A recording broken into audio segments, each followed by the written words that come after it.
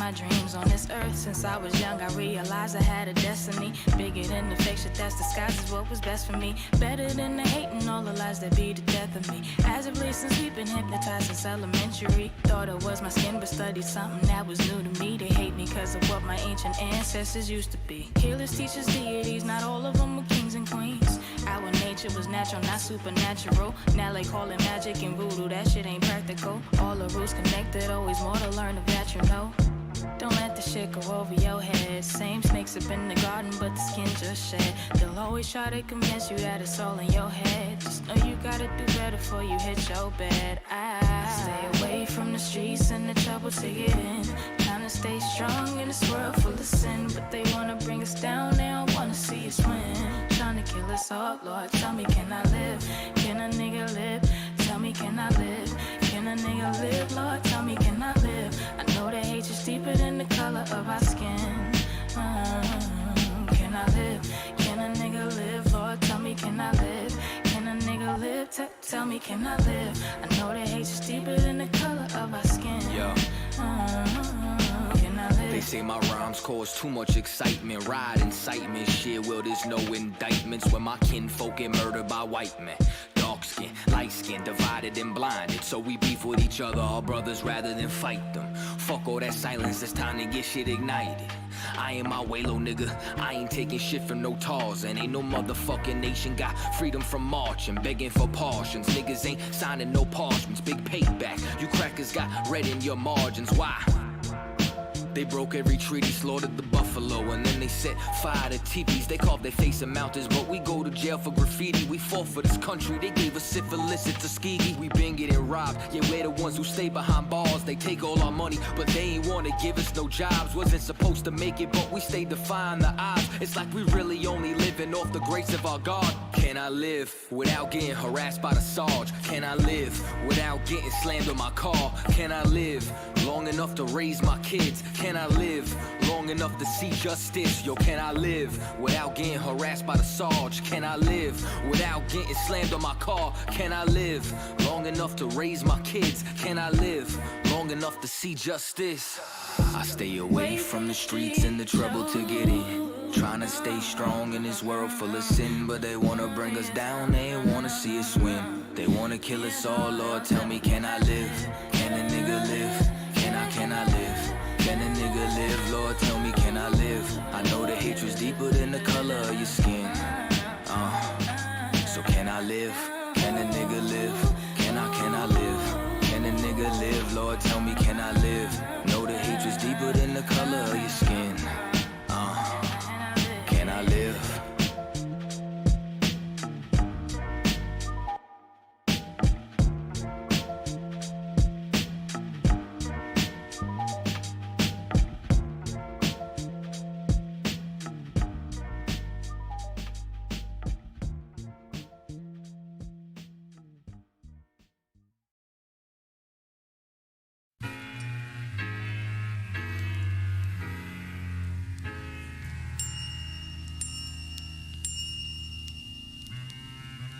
We do it like that and we do it like this. We do it like that and we do it like this. Yeah. Swing low, Lord, get me out this plantation. I ain't on the block no more, no grams weighing. I don't even bed no hoes, my ribs stay in. Try to keep them humble and never run in the streets. My kids speaking Hebrew, so you know that I teach. It's hard, gotta hold on, trying to keep up the peace. I'm waiting on your son to return and cut off the beast. Till then, I'ma be in war mode and face east. I know I don't deserve a second chance, but I take it. That's why I don't sell dimes no more, and I don't blaze it. Satan still want me back, he gotta face it. Smoke don't touch these lungs, I'm feeling strong again. Lost a couple LBs, even started to jog again. I get suited up now, and I ain't talking about cardigans. Boots laced up in gear, ready for battle. The enemy is listening, Lord, but I ain't rattled. You made a nigga feel it, some niggas scared of their shadow. I'm seeing lost niggas in these groups on the tube. You could've put me with them, guess that's mercy from you. You put me front of Jenna, you're hiding, I can't lose. He took a drug dealer that probably should make the news and turned him to a prophet. My family is still confused. It seems they like the old me best. Sorry to say, I ain't gotta drop a old me left. So I pray that the slave master see death every day. I hear the bell toll and hope I'm the one chosen. And when that chariot swing low, Lord, let me roll in. We're doing this for Yahweh and Yahushua. Go to war for our people like Mordecai. I'm sorry for my sins and I deserve to die, but please swing low, sweet chariot, cause I wanna ride. Every day is a struggle just to stay alive. It's dark and hell is hot and I don't wanna feel the fire. I'm sorry for my sins and I deserve to die, but please swing low, sweet chariot, cause I wanna ride. Well, come on, come on, come on. Won't you please swing low, sweet chariot? Won't you please swing low, sweet chariot? What you know about sacrifice? We good? We live? All right, let's get it on. Go ahead. You go ahead, clap it up. Let's get it on. Let's get it rocking and rolling. You understand? This the ISUPK, the Israelite School of Universal and Practical Knowledge. Started out of 1 West 125th Street, Harlem, New York, under Commander General Yohana. You understand? And today's topic, we're gonna dive into a little bit of the, you understand, the essence of what the truth really is. And where the truth is in the earth and where brotherhood lies, man. And that's in only one place. And that is the ISUPK under Commander General Yohana. You understand? And that saying that in itself is it's such a contradiction to society today. You're right. We look at the condition of our people, and what I mean by our people, I mean blacks, Hispanics, and Native American Indians. And we see the oppression and the hell that we go through, that we live through on a daily basis. And of course, naturally as a people, we look for a way out. Everybody looks for a way out. Since we were in slavery, we looked for a way out. When we was living in the burials and in the ghettos of Egypt, we was looking for a way out. And so we come up with different philosophies. We entangle ourselves with different religions, different ideologies, different faith and beliefs, hoping for one day for our people not to get murdered in the streets of America, hoping for one day for our people not to be homeless and drug addicts and murderers and gangbangers, you understand, just being filthy and disgusted men and women in the streets of America. But it's such an astronomical statement for the world to hear that there is only one solution. Right. That there isn't Islam and Christianity and Catholicism and Pan-Africanism and Nubianism. There isn't.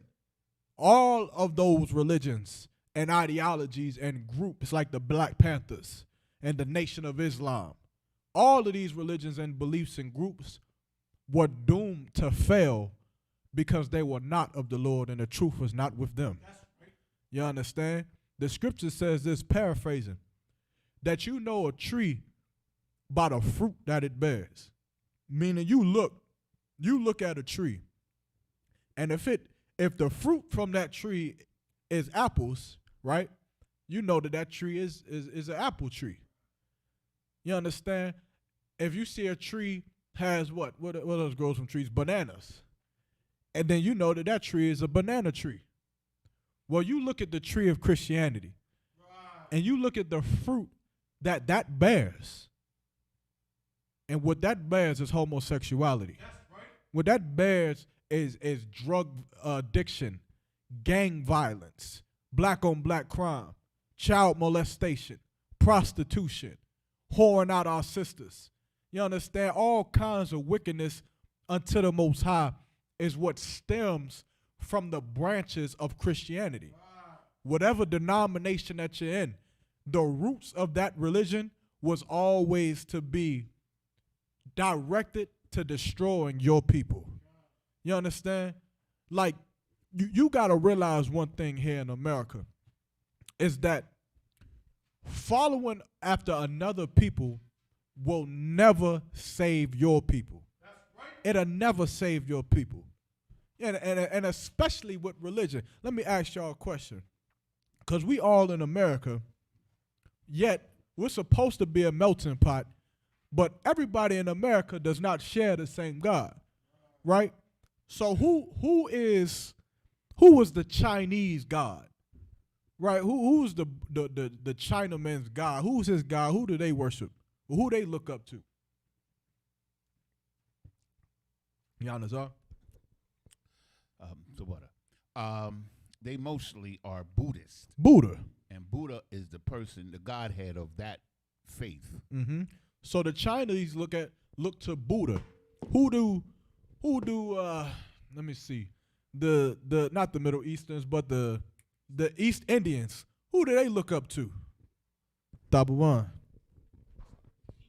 The East Indians have a bunch of gods, but they look up to, most of them are Hindus, and they look up to a god named Shiva. Like Shiva, right? What about, let me see, what's another one that got a main god, right? Who else? They got to say, I want to say the Africans, but damn, we'd be here all day Right. listing all of them guys. Well, let's go with the Africans. Right. What's some of they gods that they look up to? Shoot, Salakia.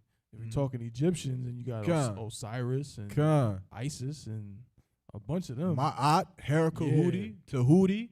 You understand? Batuti, whatever Right. the hell else they got. What you got? They have a god, like in the voodoo religion. Khan. His name is Shango. Khan. They listen up to goddamn King Kong or whatever the hell that is in the jungle somewhere. That's their God. You understand? But all of those people, and of course all the other nations, they have their gods, they have their rituals and things that they worship. But here's what you got to think. Right? And before I say that, who's the white man's God? Who is our slave master's God? Who does he worship? Or what does he worship? He worships the dollar. He worships himself. Yeah, and Right? He made himself as the image of the Most High, and he worshiped it. And he forced us to worship it. Who is the nigger God, according to America? Who's the nigger God? if I may say, he's the same God that the white man worships. Right. He's the white man is the God of the Negro. Right. Or the blacks. Meaning what? Meaning the Chinese man has his own God. The African mans have they got a plethora of gods that they can pick from. The East Indian has his own God that he could pick from. The Russian has his own God. The European, the Asian, the whatever continent you want to go to, those people have their own God that they can look up to. Now, I have one more question. What is it, or what would be the reason that a nation looks up to their God? For what? What's the whole point of East India having Shiva? Or for, who else did we say? Or the Chinese to have Buddha? What's the whole point? What's the whole purpose of having a higher being or a higher power above yourself as a nation? Yanazar. To serve that power so that power can take care of you. To serve that power so that that power can put you on top. That's why you go to that God. Right? When you see them in the movies, nobody prays to their God so that they can die. Nobody prays to their God, Shalom, Lord Christ. Nobody prays to their God so that their family can stay homeless or so that their people can stay helpless. They go to their God for power, right? So now, if every nation has their own God and the nigger God is conjoining itself, swore? No sweat. And the nigger God is or Salakia, but blacks, Hispanics, and Native American Indians are conjoining themselves to serve with the white man's God. I'm too water. Then how would that work? How would it work for us to join ourselves to another God that is not for us if the point of your God is to be able to fix your people? Right, maybe let me put it in plainer terms, right? Let's say me and Thabawan are two separate people. Thabawan has his God. He calls his God God A. And then I come, and then I start to worship with Tabawan, worshiping God A, but God A is his God. Tabawan wants to rule the earth. He doesn't want both of us to rule the earth. He wants to rule the earth. So he serves his God A, to rule the earth. If I'm serving his God, then how will I ever rule over him? Tabawan. Salaka, sir, you will not. You won't. It's impossible. Right. It's not going to happen. That's for right. you to rule over the people that you're already sharing a God with. Right. You're getting a little piece of the crumb of the God that of your slave That's master. right. You're not going to rule. So here's the problem. What blacks and Hispanics and Native American Indians have to stop being is spiritual leeches. That's right. In other words. Damn right. We have to stop leaning, you understand, and putting our love and our faith and our hope in a God that is going to put his people first. That's right. You said earlier that the white man, his God is Christianity, and Christianity is white supremacy. It's his power. Everything about Christianity fits him and what he wants. That's why you can be a homosexual. That's why you can do all the wicked things in the Christian church, because that's the lifestyle that he chooses to live. What we have to do is separate from him and come back to our God. That's right. Like the Buddhists have. You understand? Like the white man has. Like the Japanese has. Like the East Indian has. The Middle Eastern has. Forgot about them with Allah banging their heads on rocks. But when they go to war, they pray to their God to be triumphant over their enemies. But meanwhile, we're praying to our God to just survive. Because how can you be triumphant? Imagine you are the stepson living in a house with a father who beats you. Or, not that he beats you, but your brother, the stepfather's blood son, beats on you. Imagine what kind of stipulation that would put you in, where you can't really harm him because his father is the one that's ruling the house. So you can't really go, you got to imagine, you got to picture the story. You can't really go to his father and get rulership over the brother, because the father will never do it. You understand? I don't know any of y'all watch the little Wu-Tang Saga series or whatever, but there's a part where Method Man, he playing lacrosse and he's living with his aunt and his cousin. And Method Man comes home and his cousin starts a fight with him, eats all his food, throws whatever, does this starts a fight with him. But Method Man ends up beating his cousin. But because his father and his power was not in that household, who do you think got kicked out? The one who started the fight or the one whose power was not with him? The one whose power was not with him. Method Man got kicked out. And that is blacks, Hispanics, and Native American Indian lives to this day. Because we're choosing to stay with the stepfather instead of going back and finding our own. We're choosing to listen to the Christian pastors and stay up in that Christian church instead of coming back and finding our God. We want to be submissive to a God that'll never put us first because it's worshiping them. We need to find our God that's going to put us first. And under Commander General Yohana, we're fishermen right now to go out into these street corners and into these classrooms and to re-educate the blacks, Hispanics, and Native American Indian, man, woman, and child, the truth about who their God is and who their father is and what their power would do if they turned back to him and got out of this goddamn stepfather of a home called America. That's what we do in this school, man. You understand? If you could, Baba Kushal, give me Zephaniah chapter 2 and verse 1. We're going to start right there.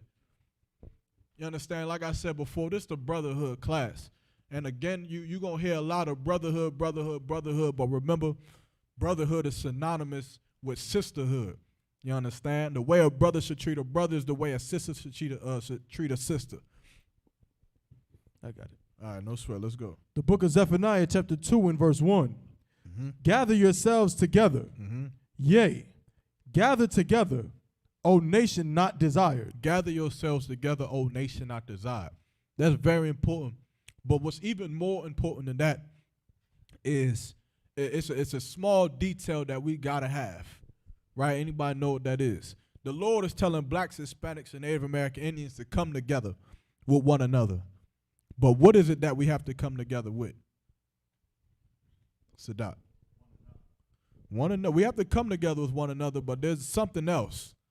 Remember, okay, y'all remember what was the NWA group, niggas with attitude, whatever?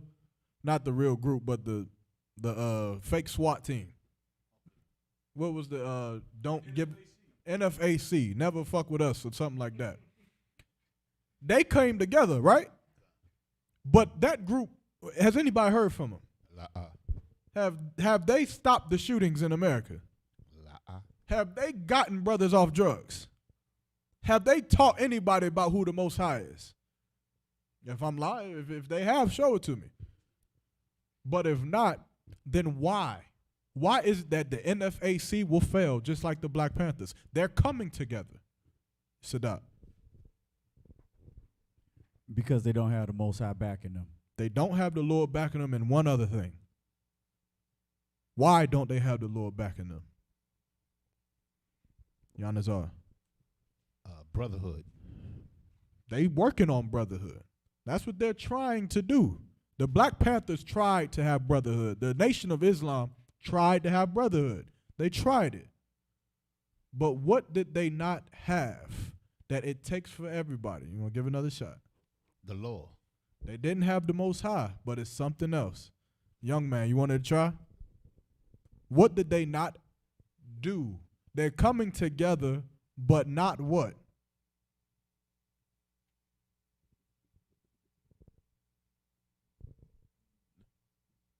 They're following a different goddess. I can't hear you. What you say? They're following a different goddess. You close. You the closest. Right? You on it, sis. You close. You really close, but it's something in particular. It's a very One West phrase. It's very UPK. It's very us in this room. Give him a hand. Coming together, it'll end up in a shooting in the club, right? Because if we don't have the same mind, if we're not, like the sis said, all following the law, statutes, and commandments, like the young man said, not all worshiping different gods, then it doesn't matter who you come together with. You'll end up trying to kill each other because you'll want your God to win, or you'll want your way of life to win. You'll want to smoke weed, and this brother won't. You'll want to eat pork, and this brother will not. You'll want to call yourselves the Bloods, and they'll want to call themselves the Crips. And you'll kill each other because you're not on one accord. But that's why the job that we do is so important. That's why what Black Lives Matter does, it's so not important. It's not important at all. Black Lives Matter has, it's literally the most unimportant thing ever. Right. It makes no damn sense. Black Lives Matter comes together for what? Because of police brutality, right? Or I know what they really homosexuals, but they on the forefront, they come together to fight against police brutality and equal rights and Black Lives Matter, right? But they're not changing any of them. All they do is take the niggas who would otherwise get killed in their vans and their alleyways, on a street corner, in a prison cell, on a block, outside of a school, inside of a bus terminal, outside of an airport, in the backseat of a police car, in front of a bodega, in the streets of New York, They're taking all of those people and just putting them in one goddamn area and doing nothing. At the end of those rallies, each one of those people that you see in those marches, they go home and they suffer the same fate that they suffered before they got there. Because they're not on one accord. And when you're not on one accord, you will not have progress. You won't. Because you won't change anything about your life. You could take black people and Hispanics and Native American Indians, you can move them all to the moon. They can have a 10 trillion space program to send every nigga back to the moon, or not back to the moon, but onto the moon if it was livable, and we would kill each other in a matter of years. We would all die because we all want to live for our own self. Yanazar, you had something? Go ahead, no sweat, then top of one.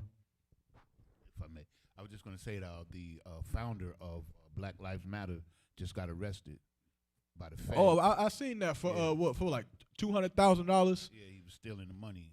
Yeah, but you know what's so shocking about that? It should be surprising, but it's not. It's almost hilarious that, you know, I really want to go outside and just like go to the Black Lives Matter rally and just be like, you niggas still falling for this? Like it's damn near like you're that stupid. Are you really that dumb that you keep falling for the same thing over and over again? Sadat. Salakia, Officer Yanazar, that was a woman that got arrested? It was a brother, a light-skinned brother, right? Oh, yeah. Because they say he looked like the dude off Black Lightning. I don't know if y'all seen that. But the villain dude. I thought there was women that were, there was two women that were founders or whatever. He may have been like just a high-ranking leader or something like that. I don't know if he's the founder of Black Lives Matter, but he's up there somewhere. Yeah. He had enough power to steal money, in other words, right? So that he had enough power to steal money, and of course you give people like that with who's not on the same accord as everybody else, then they'll steal their money for what? Their selfish gain, so that he could buy his suits, so he can buy a house, so he could buy cars, so that he can live comfortably. You understand? Kanye. Go ahead, Top of One, what you got?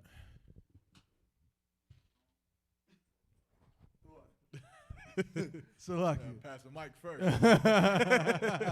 No sweat, you too wild. No sweat. No, I was gonna say what you're saying is heavy because I heard, I don't know if anybody else heard about it. I think everybody probably has, but I heard that like a collective of like brothers and sisters bought land like somewhere in like, was it Georgia? Right? Something like 90 something acres or something like that, and they like basically building their own like nigga town. God, most time crazy. But but you know, what you're saying is heavy because when I first seen it, in my head I was thinking, give it 10 years. Mm-hmm. The niggas, the South Side nigga town niggas is gonna hate the North Town nigga side niggas. In 10 years, it's gonna be ghettos. Right. And you know why? You know why to be ghetto? Look, here's the thing that you gotta understand. It'll be built like ghettos. Right. It'll be built like black, because that's all we've ever known. Right. You understand? And because of those brothers and sisters who's not doing it, who's not under Commander General Yohana, they can't even fathom what it's like for black people to live like better than white people. They can't fathom it. You understand? Like, you couldn't give me $90 million and I'm building a city, because, brother, I'm going to damn near act like I'm in the new kingdom already. I want my building that hovers 6 inches over the goddamn ocean, and I want Edomites to build it for me. Right. You understand? Because I'm not in this race to live comfortably, Salakia, like you, right. like our slave master. I'm not in this. I'm not trying to make money so that I can buy a house in Beverly Hills and live beside some old stinking wench. I'm not living life to go live in with some other white neighborhoods and Hope Valley on the golf course right beside some KKK member that hates me. I'm not living this life to live beside you. I want to rule over you. That's right. And I want my people to rule over you. And so before I can rule over you, I have to get my brothers to stop smoking weed first. I have to get my brothers to stop killing each other first. I have to get them to stop gang banging and lying and stealing. You understand? And having abortions with it, and all of the wicked stuff that we're doing now before we can have rulership over you. Right. Because being a Christian, you're gonna build the house. You're almost gonna feel like you can't make it. You can't make it too nice. You understand? Because you don't want to outdo the white folks. You can only become level to them. You understand? And that's the problem with Christianity. And of course, a Christian would say, "No, I built it." But what neighborhood have you seen that's built to the point where it's known above the rest of American society, built for black people? Out of all the black billionaires and millionaires that we have, what neighborhoods do you see that is substantially better than every white neighborhood you've ever known? What neighborhood? Somebody name it. You got Tarzana, that's white. You got Beverly Hills, that is white. You got Hope Valley, that is white. Everything that is influential and extravagant and great and gated cities and neighborhoods and mansions and plots of land, everything that you ever can think of is white. But yet we got money. We got billionaires. I think, if I'm not mistaken, Jay-Z and Beyonce, I think, are both billionaires, if I'm not mistaken. But what neighborhood do we have that white people talk about? The reservation, sitting beside a highway on a tent, the projects, the ghettos, the barrios. That's all we got. So taking that, what do you say, it was 90 people? I'm coming to you, Sadat. Don't forget what you had. You said it was 90 acres. So taking that 90 acres and trying to do anything with it, again, don't let me stop you. Go get it. Go build it. And then come to class and give it to Commander General Yohana. He'll show you what to do with them 90 acres. But go do it. But it will fail. It will. Because you'll allow your people to come in and your people will destroy it. Because your people are destroyed. So you cannot make a new home for broken people. You have to build the people that will build that home. You understand? What you got, Sadat? What I was gonna say, I was piggybacking off what you said. I want you to know that I'm not equal to you. I want you to know that I'm above you, and that's the way it was supposed to be, and it will be that way. You're damn I don't right. want you to look at me like, oh, well, we got this and you got that, and we're equal. I don't want you to believe that. Right. I want you to know that, no, I despise you, and I'm better than you. You're damn right. You should give him a hand. Damn right. That's the spirit that is very not Christian, right? Christianity is work hard, get money, buy a Bugatti. Work hard, get money, buy a Lamborghini. Work hard, get money, buy a G-Wagon. Buy a house in Tarzana. Buy a house in Beverly Hills. Get some land somewhere and pay taxes for the white man. That's Christianity. It's to just live the best life you can live so that you can live amongst them and beside them. But to have the spirit of the Most High is saying that I'm going to work hard and never see them ever again. I'm never going to live beside them ever. Even if I got to buy a goddamn trailer park and fill it up with black faces, I'll never live beside them. And I'm not buying a Bugatti giving $2.5 million to some old stinking white man who probably wanted my people to get hung on trees. We should have the mentality to create the Bugatti. We should have the mentality to create the new supercar, the new sports car. We should have the mentality to create it. The Fendi, the Prada, the Louis Vuitton and Gucci and all of that other nonsense. It should be some nigga somewhere stitching up and sewing, and Jay-Z and Beyonce should spend millions of dollars on a purse. That's what they should do. But the problem is Jay-Z and Beyonce don't have the intentions of their people being on top of any other people. They have their intentions on their people living a good life in hell, making hell not so hot, but you're still at the bottom, and they know it. That's why they still speak out against some things. You understand? If you listen to the song, I think it's the story of OJ. Jay-Z is breaking down just how you can make a little bit of money and live like the white man. Do it how the Jewish man does it. You understand? Because that's all he wants to do. But under Commander General Yohana, we trying to do it like how the Lord wants it to be done. And that's ruling over the Jewish man. And his and all of them other nations on this earth, man. Not to live amongst them, but to take everything and let them have the crumbs. Let them work their ass off in some college somewhere. Let them work and work and work and have to slave and work so that they can, maybe get a nice little townhouse with the fake granite countertops. Let them live that life. You understand? They can make a little bit of money, get a little bit of trust. I don't even know how they would even look like us. I can't wait to see the day where Edomites are trying to look like us. The way that they look, the way that we try to look like them. I can't wait to see that day. What you got?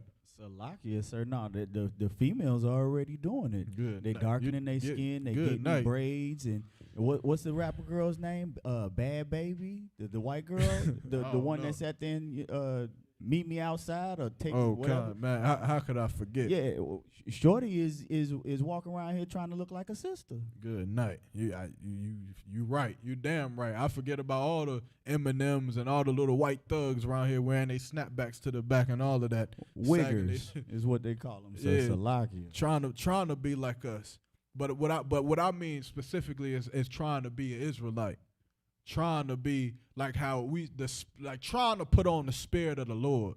You understand? Right now, we got the spirit of the Lord, but it's an absence of righteousness, right? So it's like you put us in the jungle and we gonna make it flavorful, but you put us in the kingdom, brother.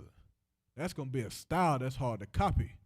That's gonna be a style that's hard to match. You see how? Have you seen a Bugatti? You seen one? How many of y'all ever think that you're going to have one in your lifetime? Probably not. That's a style that's hard to copy right now because the white man is in his kingdom. Brother, it's going to be 10 times that. Though y'all know I like cars. The whip I'm going to be driving at, but y'all seen SpongeBob, the invisible cars? Son, my joint going to have a button. You turn that joint invisible, man.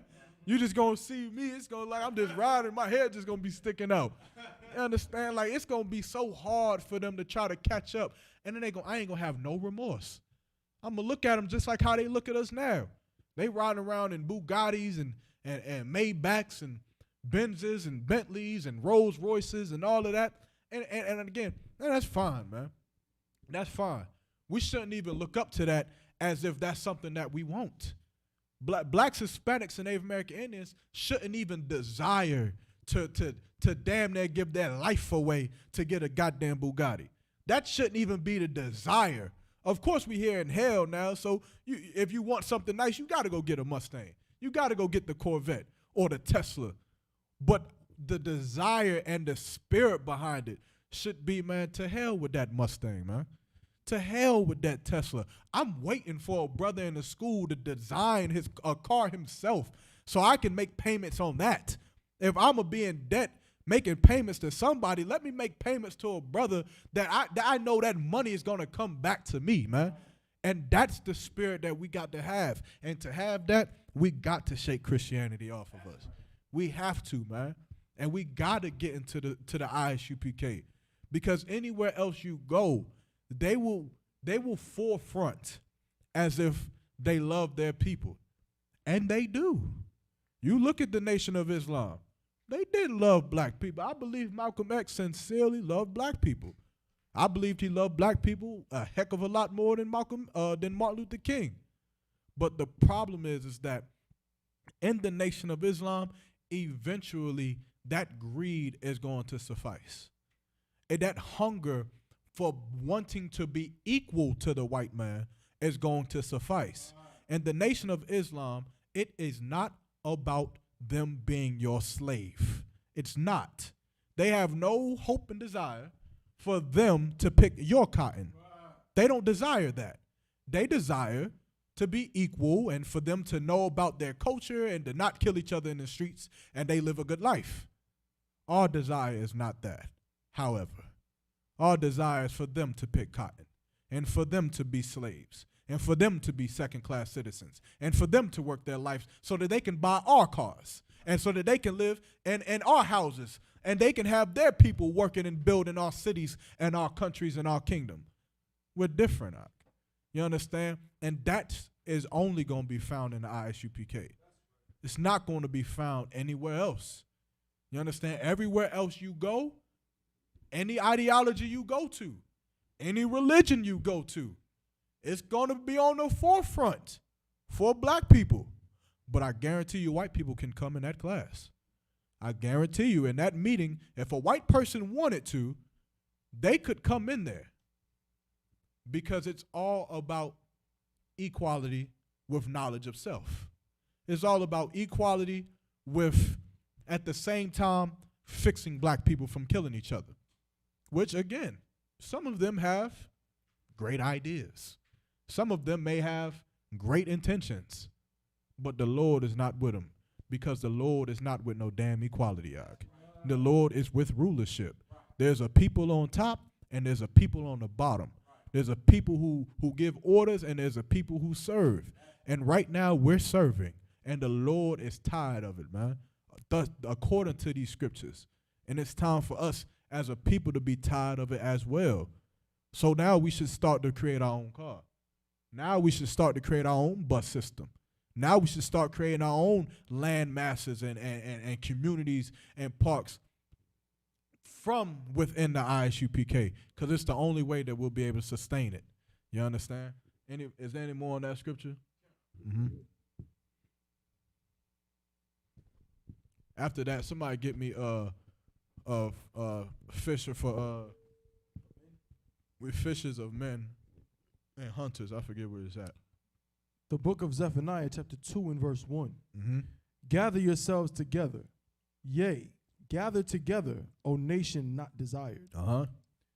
Verse 2, before the decree bring forth, before the day pass as the chaff, before the fierce anger of the Lord come upon you, Mm-hmm.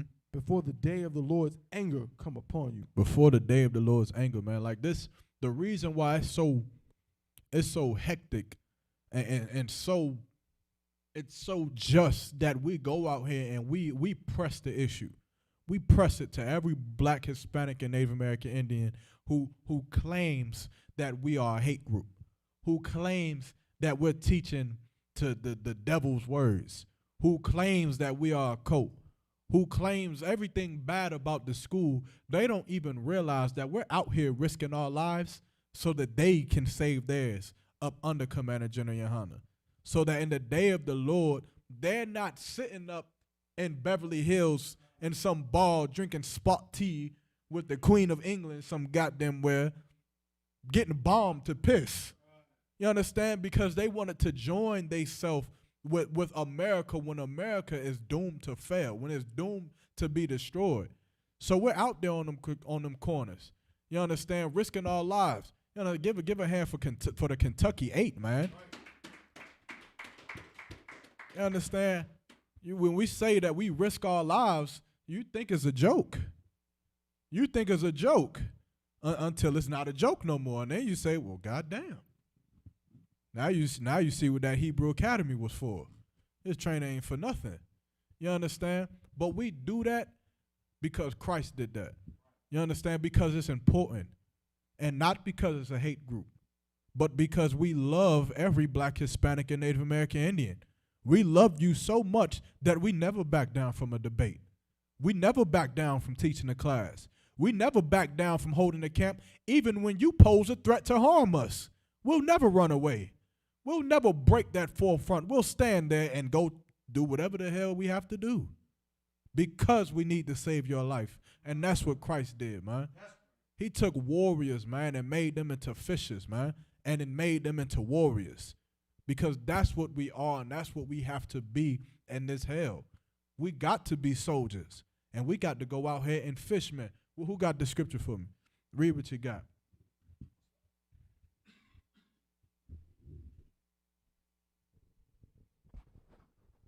This is the book of Matthew, chapter 4 and verse 19. Mm-hmm. And he saith unto them, follow me, Mm-hmm. and I will make you fishers of men. He said unto them, follow me, and I will make you fishers of men. You understand? Like, I think he's talking to Simeon and Peter, if I'm not mistaken. And he's telling them, man, that you follow me, and I'm gonna teach you to go out here and fish men. I'm gonna teach you to go out here and bring brothers into the truth, to teach brothers the words of the Most High, how we're supposed to live, who we're supposed to love, who we're supposed to marry, how we are to conduct ourselves in our neighborhoods and our communities. That's what Christ was teaching them to do, and that's why we do what we do today. You understand? Like Christ didn't just go around like a pastor and preach a sermon and then say, okay, to hell with everybody else. That's just that. No, Christ taught brothers to go out and do the work that Christ was doing himself. That's another cut to the Christian church, because that pastor does not teach the men in that congregation or whatever he calls it to go out and bring them brothers that's outside those walls in. He wants to be the leader. He wants to be the head and to be Christ. But Christ wasn't like that. Right. Christ didn't roll like that. He taught his disciples, well, Christ was the head, he was the leader, but he taught his disciples how to go out there and to take countries, how to take cities. You understand? It's even a parable in the Bible where Christ was rewarding his disciples with rulership over cities based on the work that they put in, because Christ knew what he was doing, man. He wasn't trying to just create the mega church. He was trying to take over the whole goddamn planet if he could. You understand? In which he is. Which is why this job is so important, that we go out here and we fish these brothers.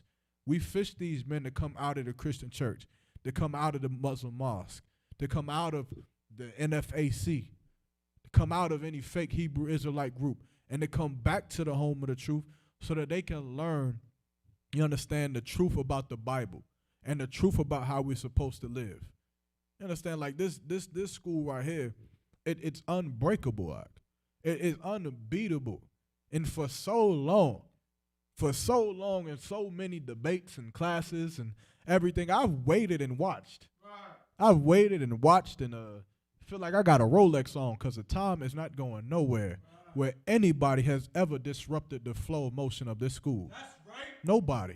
Right. No cops. No FBI, no heathens, no nothing, no debates, no laws. The Isupk has never lost a debate. Never happened. Out of all the Christians out here in the world, in Durham, North Carolina, now one of them have ever came into this school and just tore the stand up. They could. I remember, what was that, the pastor's name I was getting into it with? Pastor John Bennett. If you look up John Bennett, apparently, I didn't know who he was at first. I just seen a black dude, whatever. Found out he was a pastor. He was teaching a class at North Carolina Central. And so I went with a young man at the time. And, of course, you know me. My name means the Lord's javelin, so especially back then, I was guns a-blazing for all battles and debates and anything I could get my hands on. I didn't care. I think I was, officer of 50 at the time. I'm coming at a whole pastor. As an officer of 50, I'm coming at your neck. You understand? So I get up in there, and he makes the mistake of, like, trying to talk to me. And it's something about the spirit of the Lord when you're sitting in that room and you just looking at this nigga lie the whole time. And you're just looking at him. He sees you looking. He's like, y'all ever seen that movie? What's the name of that movie with the white dude and the black dude with the sunglasses? And like when you put on the sunglasses, you can see, like you can see all the white people. They looking like demons and monsters. What was it called? They Live. That's exactly what it's called. It's like you put on the sunglasses, and all the white, you looking at them because they turning like creatures. And so they looking at you like, he can see. He start running away. And so he ends up getting in a fight with a black dude. He's like, yo, put the glasses on. Black dude's like whooping him to piss. Right. And then he eventually puts the glasses on and he sees what he saw. But it is almost like that, where you just standing there looking at this pastor and he's looking at me while he preaching and, and the glory, and this and that and money and prosperity and this, you going to get good grades and focus and all of this, that, and the third. And I'm just looking at him like, you lying piece of bastard. And he looking at me like, this man can see. Hold on. I don't know if he felt threatened or what. But anyway, he starts trying to dialogue with me, this, that, and the third, and he started getting cut to piss. Of course, I was cutting him to piss. My sword had to have been bloodier than the one that Sadak painted on the wall. You understand? There was a whole bunch of like students in there too, and they was just looking like, I thought this nigga just played sports. And they was like, damn. He running back and forth, talking about something. You ain't know I was a lion in these scriptures. I was a lion of Judah. Yeah, I knew about that. I bet you didn't know I knew about that. I wonder why. I wonder why I didn't know that you knew about Judah. I wonder why. You damn sure ain't spoke about it. You understand? You're nothing but a simple Christian. But the point is, at the end of the debate, he apparently, I was like, okay, well, why don't you set up a debate then? Let's do this very formal like. You understand? I wanted to earn my wings, man. I wanted General Mahaiman to see me up there on TV debating the hell out this Christian pastor and opens up 5,000 right there on the spot. Right. Get a phone call to Cap after the debate is over. I had, of course, retarded dreams back then. Right. I thought anything was goddamn possible. Of course, it's very much harder to do that in this school. But he gave me his number, and the brother, he gave me his assistant's number. He's that big time. I think he owns like $10 million worth of property downtown in Durham. And he gave me the assistant's number. The assistant called me one time when I was in Walmart. And I'm like, yeah, brother, so all we need is 3 topics. We can set up the topics. We can set up the date. We could do the location at Central. And that's all we need. It'll be broadcasted live on YouTube, Facebook, and any other streaming that you want to broadcast it on. And the brother's like, okay, no sweat. We'll get to you. We'll get to you. Brother, to this day, has never returned my call. And to this day, my fire is burning to find that pastor on Central's. Brother, you thought I was bad then? Boy, oh boy. You should see how bad I done got now. You understand? And you learning up under, I don't know who the hell he learning up under, but brother, he ain't ready for that. But the point is that if he's such a lion in the scripture as a Christian, then why isn't that he's not in here ready to destroy what it is that we're teaching? All right, shalom, Lord Christ. You understand? And the answer for that is very simple. Who could tell me what the answer is? Remember what I said in the beginning. We're not backing down from no debate. From no debate. What's the question again? Why is it that he won't debate? You got it? Yeah, because he doesn't want to be shown up that he doesn't really know the Bible. He doesn't, but let's be cordial here, right? I don't know everything. I'm sure that there's a Christian pastor that can pull a scripture that'll have me like, damn, I ain't never seen that one before. I got to go back and ask. I got to go back and study this one. I'm sure. So I don't know everything.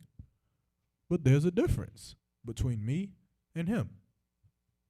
Why is it that he won't debate? Even though there is a chance. You don't want to be, you want to be confident that you're an officer in the school. You want to be confident in your study, and you want to study so that you don't get cut, right?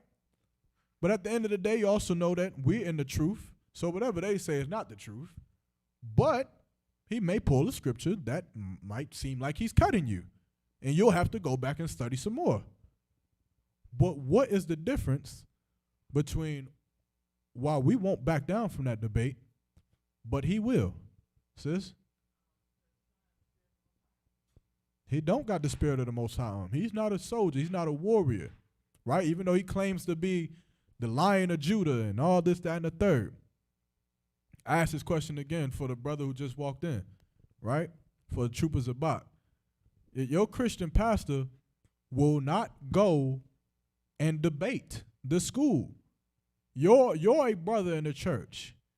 You're asking your pastor to debate these brothers who is claiming the truth, and you're like, I don't know why the hell they got the truth. This ain't the truth. Why won't that pastor go debate, but sitting in this seat, an officer in the school, or a captain or a general, you will? What's the difference, young man? Well, I think they have something to lose. You know, if they get exposed, then their flock might leave or come into this school. Mm-hmm.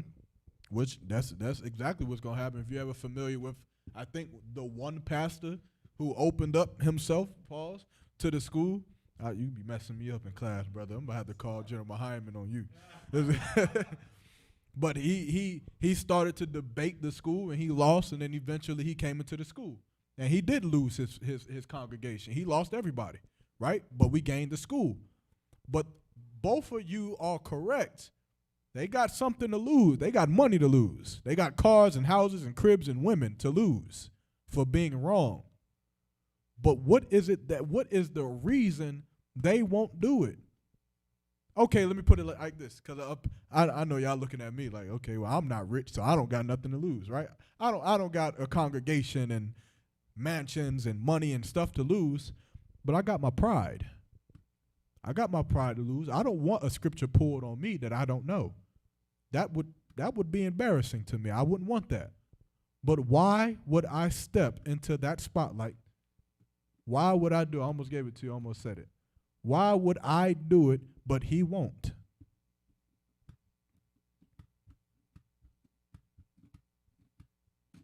Sis? He's scared. Yes, all of them is right. I'm going to give Smart one more shot. It's right there. Y'all know it. Y'all know it, man. It's in the what's the front part of your brain? I just learned it the other day. I forgot it. The frontal lobe, whatever, yeah, all of that. It's right there. You know why he won't come.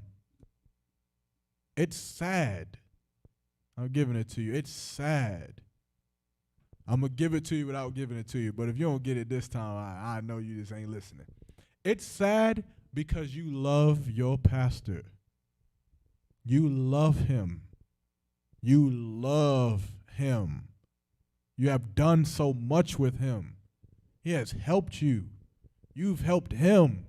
You were at the bake sale. He's conversated with you. He's hugged you. Talked to you when you was down and when you were depressed. And patted you on your back. And you loved him. But he won't go to this debate. Why?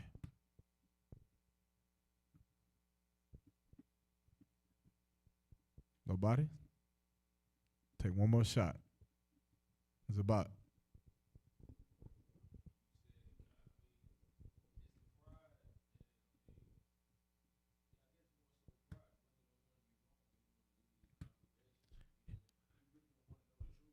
He won't come to that debate because he does not love you.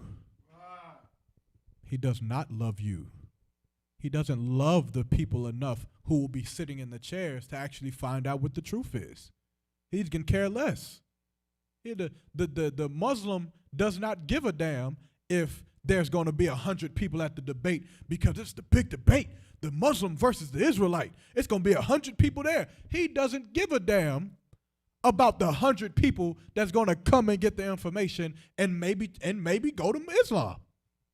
He can care less because he's got his $10 million worth of property downtown. He's got his suits and his cars and his following and his congregation. So why would he then risk what he has? Why would he then want to lose his congregation? He wouldn't. So he'll stay comfortable. It takes love for your people to go into that spotlight. This job right here is not easy, to come sit behind this chair and sit in front of cameras and sit in front of people, to do what Tazariak does, to always have cameras in his face, always somebody on the street asking him a question, to be Commander General Yohana, to be General Mahayman, to have to answer the phone can you imagine? Can you imagine being General Mahayman? To have an order from Commander General Yohana to answer the phone. Can you you know how many times you look at your phone and don't answer it? Imagine being General Mahayman 4 o'clock in the morning trying to be with your rib and having to stop to answer the phone. Hey, shalom, sis. Imagine that. You understand? You want to do that? Like, Isupk, you ain't ready for that. You don't want to stop being with your rib to answer a phone call with some brother getting in a fight with his rib, or some brother needing some counsel with this. But they do it because of the love that we have for the people, because of the love that we have for the people who may come in. I'll go to that debate knowing that he's a well-renowned Christian pastor. I'll go in there and I'll battle it out. Not for my sake. I'm not going to gain nothing from it. Of course, I thought back then I'll gain some rank. That was a dream. Of course, that's not how it works. But I'll go in there and I'll battle it out with that Christian pastor, because there's some brother in there that's listening. There's some sister in there who's in the corner, and she's just listening, and she's just like, I've never heard of this Israelite stuff before. And then after we're done, she's going to come up. She's going to walk up to you and say, hey, so where'd you say y'all got classes at again? All right, no sweat, sis. Here this where we having classes at, this, that, and the third. That Christian pastor does not love you, man. He doesn't. He loves your money. He loves your loyalty to the church. He loves you to respect the position that you've given him. And that's it. That's why he won't go out into the trenches. That's why he won't go out into the byways and the highways like Christ told us to do and risk everything. He won't. You'll never hear of a pastor being like the Kentucky 8. You'll never hear that. You understand? Them brothers, the Kentucky 8, man, them 8 brothers in the Isupk, their names going down in history, man. Because all day, every day, you hear that we risk our lives in here, but it's a joke for the outside world. Until it's not. Until you see it. Until brother, a great brother, you understand, by the name of Makatazar, his name going down in history. Because brothers, we say in the school, we'll die for this truth all day. And it's a joke to the outside world until brothers give their last breath to this school, going to camp. So you think it's a joke, but it is not. Them brothers died and them brothers fought and warred because they loved the people they was going out to fight for. They died and fought and warred because they loved the people who was going to even try to attack them, man. Who was going to heckle them. Who was going to tell them and scream at them and tell them that they was in a cult. The Christians who would have just believed the lies that the pastors taught them. They went out there anyway. And they died and fought because of the love that this school has for every black, Hispanic, and Native American Indian. Your Christian pastor could never. And would never, and never even thinks to even step up to the plate to even disrupt what the school has to go on, because he knows that he's teaching a goddamn lie, because he knows what it is to step up to the truth, and that's why they'll never come. They'll never come. And I urge you, hey, it's 2020, right? It's a whole lot of crazy madness going on, right? A lot of y'all got family members and friends that go to church. Sis, you got any? You got any friends that go to church, family members, Tabawan? Hey, go to your family members. Say, hey, brother, hey, uncle, aunt, whatever, grandma, you should go to your pastor and tell him that he should come to class and debate the Isupk. And to see if he does it. See if he does it. He'll never debate us, and he'll never invite us to debate them. Because they don't love you enough to put their title on the line. To put their seat on the line. They do not love you enough to do that. You understand? Read what we got. Any more on that, or was Sadak holding what we had? It was in Matthew chapter 19. 4:19.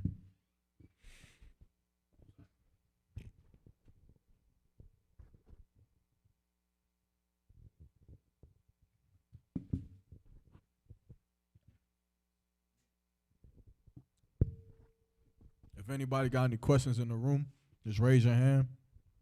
Anybody on chat? Ray Green, I see you in here again. Anybody on the chat, on the live, on YouTube, Facebook, Instagram? If you got any questions, just raise your, or just type the question in the chat. We'll get to it. Comment or question. All right, Yanazar, let's go. The book of Matthew, chapter 4, verse 19. Uh-huh. And he saith unto them, follow me. He's talking to Simeon and Peter here. He's telling them to follow. This is Christ telling them to follow me. Keep going. And I will make you fishers of men. And I will make you fishers of men. You understand? Keep going. Verse 20. And they straightway left their nets and followed him. And they left what they were doing and they followed Christ, man. You understand? That's One West. That's UPK. That's not the Christian church. That's not TD Jakes or Creflo Dollar. There is only one way. You understand? And that's to follow after Christ. You can't just go and follow after numerous denominations and whatsoever. There's only one person you can follow, man. One. It's one way. And that's the way that we do it, man, in the ISUPK. And that's why when we say there is no other religion or ideology or organization or whatever you want to call it that is going to fix blacks, Hispanics, and Native American Indians. When we say that, the world looks at us like, oh, wow, like how could you say such a thing? So you're the only one with the truth? You're the only one that can fix us? Yes, we're the only one.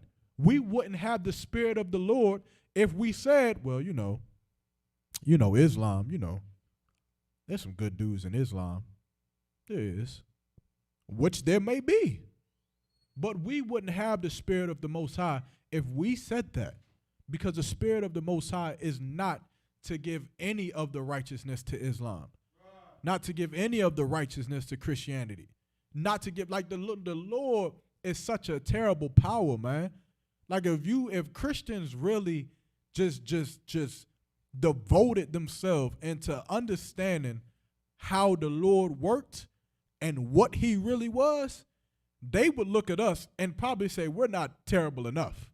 We should be probably a little bit more strict. Because the Lord, you talking about the same man who wiped out the whole earth.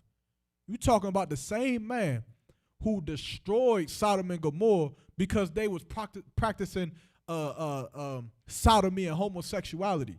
You talking about the same one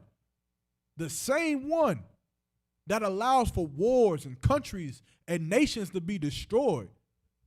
The same man.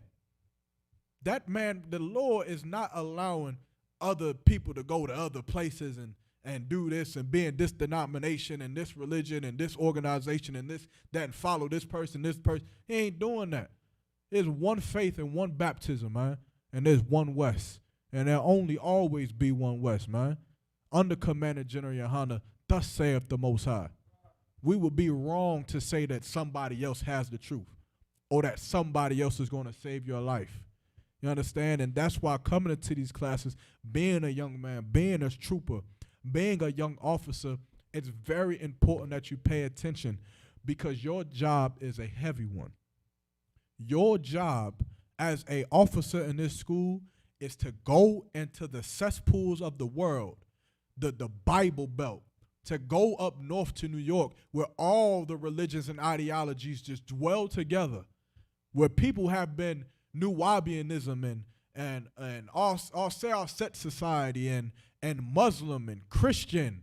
They've been Christian for 65 years. And you are tasked by the Most High with the job to going to that Christian and telling him that you're wrong and I'm right. Your God is a lie and mine is alive. The way that you live is wrong and destructive, and mine is the way to life. That's the job that you have, and you have to be good at it. The same way Christ was good at it, man. That's the job that we got. You understand? You got to go teach women the truth about the Bible and not lie to them. And you got to be able to do. As a matter of fact, get me drop what you got. Get me John. No, not John. Slock it. 1 second.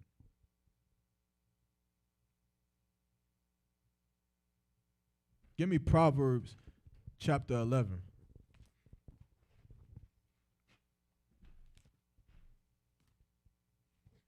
Let me find a verse for you. I know it's in Proverbs 11.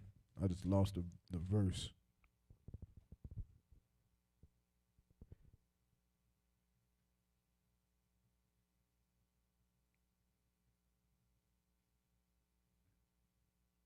Give me verse 30. Shalom, Lord Christ, Officer Ratazar in the building. Most High in Christ. The book of Proverbs, chapter 11, verse 30.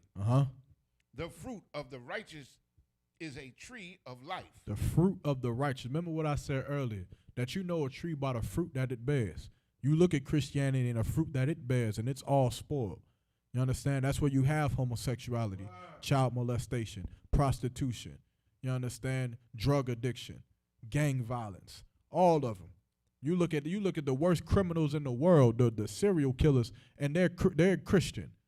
You go into the prison system right now, and what two main religions do you find? Christianity and Islam, because that's what it breeds. That's what you have to tie yourself to, Christianity and Islam. And that's all we got. You understand? But a good tree, you understand? Read it from the top. The book of Proverbs, chapter 11, verse 30. The fruit of the righteous tree, Salakia, the fruit of the righteous is a tree of life. What does that mean? The fruit of the righteous is a tree of life. Remember, a bad tree is Christianity. It's Islam. Death. All those abortions. How many abortions is it a year? 350,000. Christian. That's death. 350,000. If I'm not mistaken, I thought it was a little bit more than that. I thought it was about 400,000. It's like, I think it's about 450,000 or 640 something thousand like that a year, if I'm not mistaken. I think that's blacks and Hispanics. That's what I'm talking about. It could be. That's what I'm talking about. But either way, that's death. It ain't but 2 million soldiers in the U.S. military. 2 million. That's it. So imagine if we stopped having abortions for, let's say, 6 years. Brother, we got numbers that way outnumber the U.S. military. Train them soldiers up. Imagine that. But abortion stems from Christianity. Christianity stems abortion. Abortion is death. Gang violence, it comes out of Christianity. It comes out of worshiping the white man. And how did the white man get what he wanted? Gang violence. He murdered for it. He stole for it. He slaughtered for it. And because we worship Christianity, we worship the white man. And we see him on a pedestal. Well, how the hell do we get on that pedestal? Well, we do what our daddy did, right? Being a Christian. So we get gang violence, child molestation, homosexuality. You even look at the picture of Caesar Borgia. He was a goddamn homosexual him damn self. If I'm not mistaken, had sex with his sister. He was a what do you call them? What's that word? Incest. What? Incest, right? And then if I'm not mistaken, killed his father. So you look at even just the face of Christianity, and that's what it breeds. So you look at all the craziness that's in all communities, the murderer and the one being murdered are both Christian. Both of them. Both of them got a cross on their neck. And they both living in hell, man. Following up under another God that is not meant for us. And that's why we're in the condition that we're in. You understand? But what does this scripture mean? If Christianity is the bad tree that produces bad fruit, then what is this tree? What does this mean? The fruit of the righteous is a tree of life.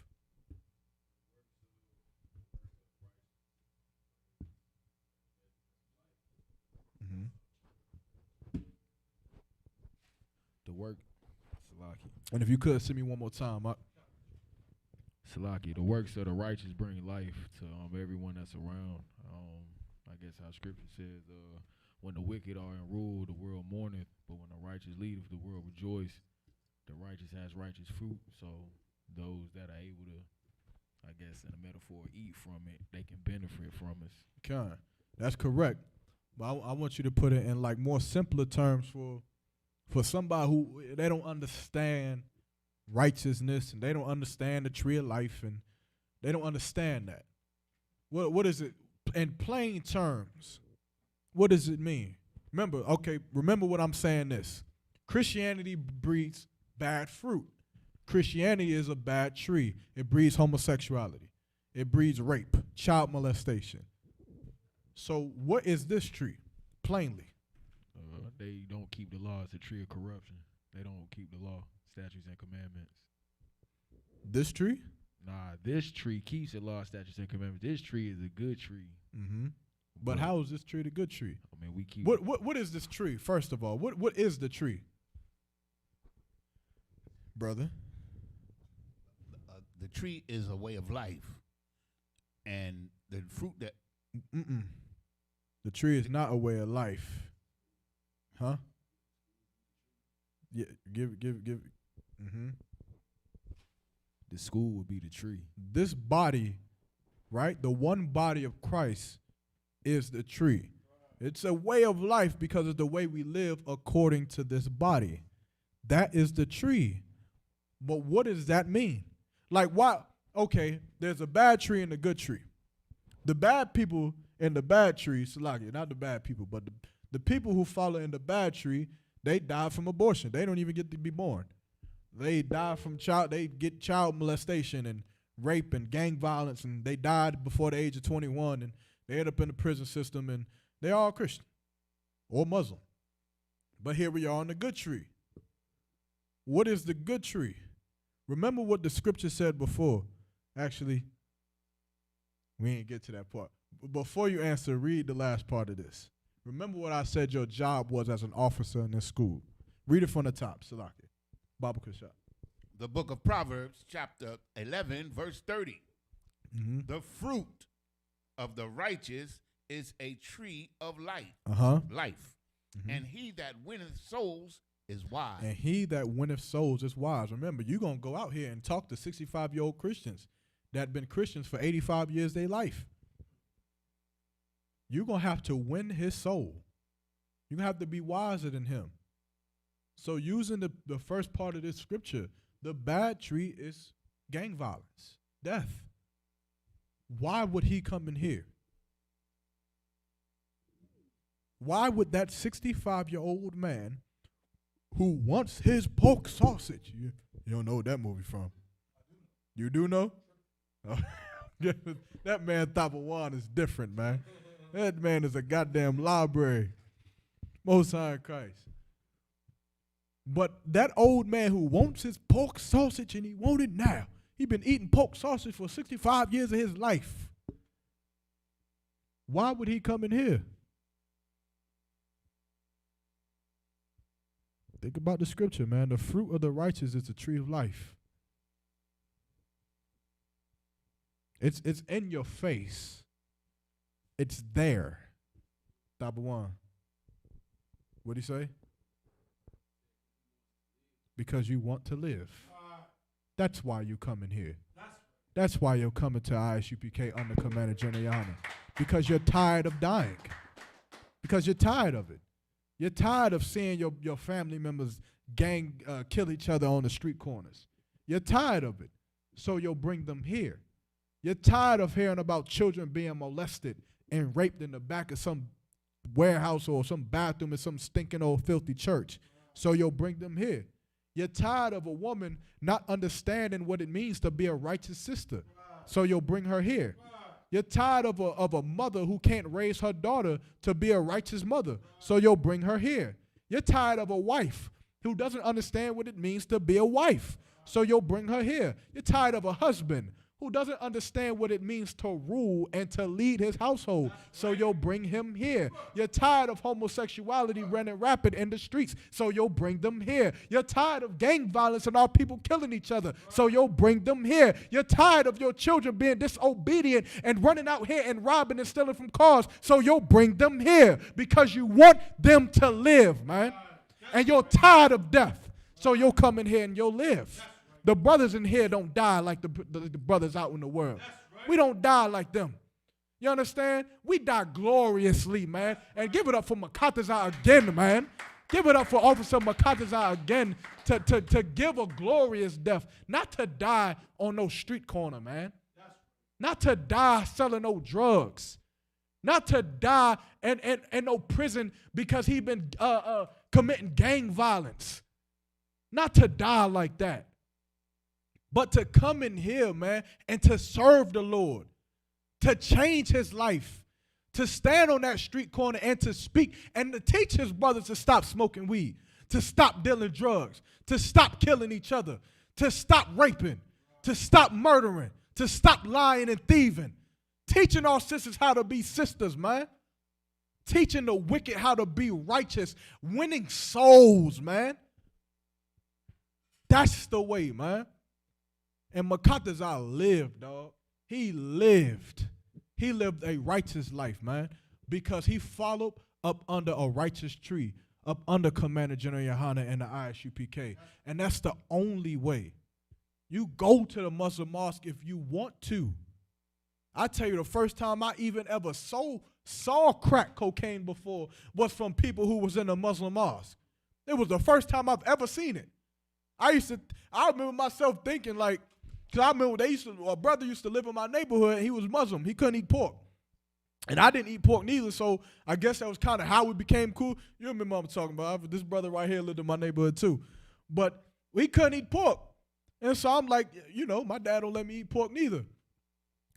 And then we end up getting older and getting older and getting older. And to the point, you know, I see the brother again in the party. I'm like, coke? Nigga, you don't eat pork, but you going to do some coke? What the hell is that? You understand? It's backwards, man. It's backwards. And the problem is that Islam can be cut. It can be cut to piss. And we'll cut it. But the Isupk cannot be cut. That's right. The truth about this Bible cannot be cut. You may have thought that there were loopholes in the Bibles and contradictions because of what you were taught in the Christian church your whole life. But when you're taught the truth about this Bible, it is one order and it cannot be beaten. You live your life fully to the Most High, to the truth. Then you'll live, man. And that's what this scripture is talking about. It is talking about you living. We don't go through what they go through in the world. We don't go through our sisters having abortions. We don't go through that because we don't live that life. You understand? That's the life that they live.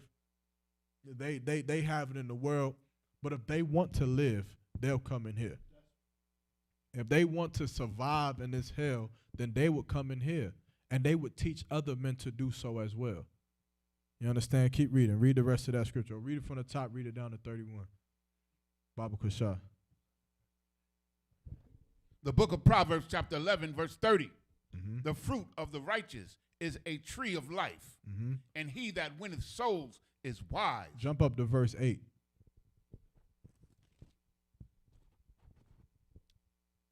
Verse 8. Mm-hmm. The righteous is delivered out of trouble, and the wicked cometh in his stead. Oh no, who could break that down?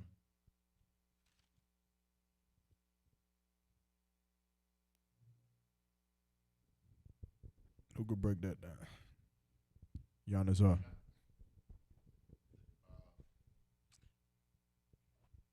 The righteous gets the help of the Lord out of trouble. Or gets the help when he's in trouble. But the wicked falls when he's in trouble. Say that one more time. He's captured by his trouble. Say it one more time. Let me try to understand you correctly. You want to break this down perfectly. The righteous gets the help of the Lord in his times of trouble. But the wicked, he falls in his times of trouble because he doesn't have the Lord. You close, right? What does it mean? Read the first part one time. The righteous is delivered out of trouble. The righteous is delivered out of trouble. Remember the tree. Remember what you want to do with the 65-year-old man, right? What do you want to do with his life? You want to save his life. You want to save his life. You want to get him, you want to stop him from eating pork so that he doesn't die. Yeah, go ahead. You want to stop him from eating pork so that he doesn't die from high blood pressure, right? You want to stop him from smoking cigarettes so that he doesn't die from lung cancer. You want to stop these things, right? So, If he was righteous, I'm trying not to give it to you. If he was righteous, right? Follow me. Then what? Okay. Let's say we're talking about a man. A man does have high blood pressure. He has a heart condition, and he has a lung condition. He smokes weed, smokes cigarettes, and he eats pork. And he has all of these problems. You want to save his life. He's getting delivered out of trouble. What does him being delivered out of trouble mean? That he stops doing all of those wicked things that's taking his life. Remember the tree. What is him getting delivered? Meaning, okay, if I deliver a package, right? If I deliver this, if you live in California and I say, yo, I'm going to deliver the shofar order neutralizer, whatever this is, I'm going to deliver it. What am I doing with this? You're bringing him what he needs to survive. No. With this, what am I? I'm delivering this to you in California. What am I doing with this? We're in Durham right now. What are you doing with it? What am I going to do with this? You're giving it to somebody. You're sharing it. I'm giving it to you, but okay, you got it? If not, no, sis in the back, you want to take a shot? This is what she looked back. She looked to the back. What am I doing with this? You're in Cali. You're not here. Hey, old brother, can you send me the shofar or the neutralizer that's half full? I said, okay, yeah, I can send that. I'm about to deliver it to you. What am I doing with this? It's here now. It's on my table. Young man in the back, what you got? Don't think about the action of who I'm giving it to. Think about if this was an animated movie and this had its own mouth, feet, and whatever, it could do whatever it wanted. I may be confusing you by saying that. I'm trying to give it to you without giving it to you. Just imagine this has to get to Yanazar. This is Yanazar. He's in Cali. This is in Durham. It has to get to Yanazar. And I'm not here. I'm not here. But this has to get to him. What does it mean for it to be delivered? What does it have to do? Has to travel. That's one word. You on it. I want a different word. I don't want travel. What does it have to do? Think about point A and point B. Sis, go ahead and say what you was going to say. Don't think about Yanazar. It has to get to Yanazar because he's in California. But just think about Durham to California. Has to move. It has to move from what? From Durham to California. Which is what? Which is a what? To a what? You on it. You just said it. A place to a what? A place to a, come on, a place to a place. It has to go from this place to another place. So that's what it means to be delivered. It has to start somewhere, and it has to end up somewhere different. Even if I was about to say, I'm about to deliver this to you right now in this room. Right now it's over here. I have to move it from this place where it's at to a different place, to you, right? So, with that being said, keep that in mind with delivered. Now read it again. The righteous is delivered out of trouble. Now, the righteous is talking about who? A people, a person. Isupk. Right, Isupk, disciples of Christ, whoever follows the Most High, right, in that one body of Christ, that's who this is talking about. The righteous. They're delivered out of trouble. Meaning what? What does delivered mean? They're moved out of the way of trouble. Meaning this. They were in Durham. They were in trouble. They were moved to a different place, to Cali, where they're not in trouble no more. Now remember the tree. Now bring it home. Just that one part. Remember what the tree of righteousness is. What was moved and moved to what? Go ahead. You're moved from death to life. I'll give it to you. The righteous is delivered out of trouble. That Christian man is delivered. He's moved from the Christian church into the ISUPK because trouble is what awaited him in the Christian church. Why? Because he smoked weed, because he smoked cigarettes, because he ate pork. Do you know what awaited him? A hospital bed. A hospital bed awaited him. A lot of us got older aunts and uncles who've been through this, who have had gout and heart disease and cancer because of their diet, because of what they ate, because of how they chose to live. They were Christian and they were in trouble. You want to be the man to deliver them out of trouble. You deliver them by changing their idea of Christianity and bringing them into the truth. Right? Now, with that being said, read the next part. Remember, I'm breaking this down for you to be able to break it down to somebody else. Verse 31. Behold, the righteous shall be recompensed in the earth. Read the verse 30. Still, we at the end of it. Okay. If anybody online got any questions, you understand, any questions pertaining to the Bible or the ISUPK, or if you feel what I'm saying is wrong, just comment it in the chat. If you feel like embarrassing yourself like that, or if you got any questions, just ask it. Go ahead, read verse 30. Verse 30. Mm-hmm. The fruit of the righteous is the righteous is delivered out of trouble. I don't know what verse that's at. I may be mistaken. Verse 8. Go back to verse 8. The water says. Most high the water says. The righteous is delivered out of trouble. So the righteous is delivered from being Islam, from being Christianity, and they're moved into ISUPK, right? Keep going. And the wicked cometh in his stead. And the wicked cometh in his stead. What is a stead? Brother? In place of. It's in place of, right? In his stead. What does that mean? Break that down. This is what your Christian pastor will never teach you. Young Zabak, Trooper. Trooper get it.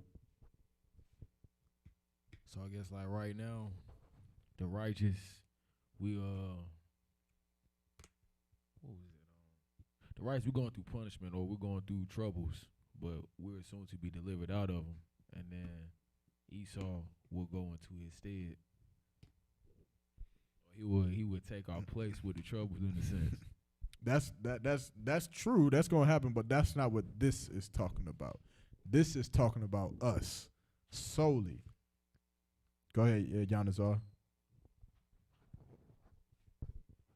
Well, it's like we're removed from this hell that we're in, and the wicked is put in the hell. That's true, but okay, I want you to break it down more. Collapse it. Collapse it back down to the 65-year-old man who needs to come out of Christianity because he eats pork, he smokes cigarettes, he has a heart condition and a lung condition. He has a hospital bed waiting for him.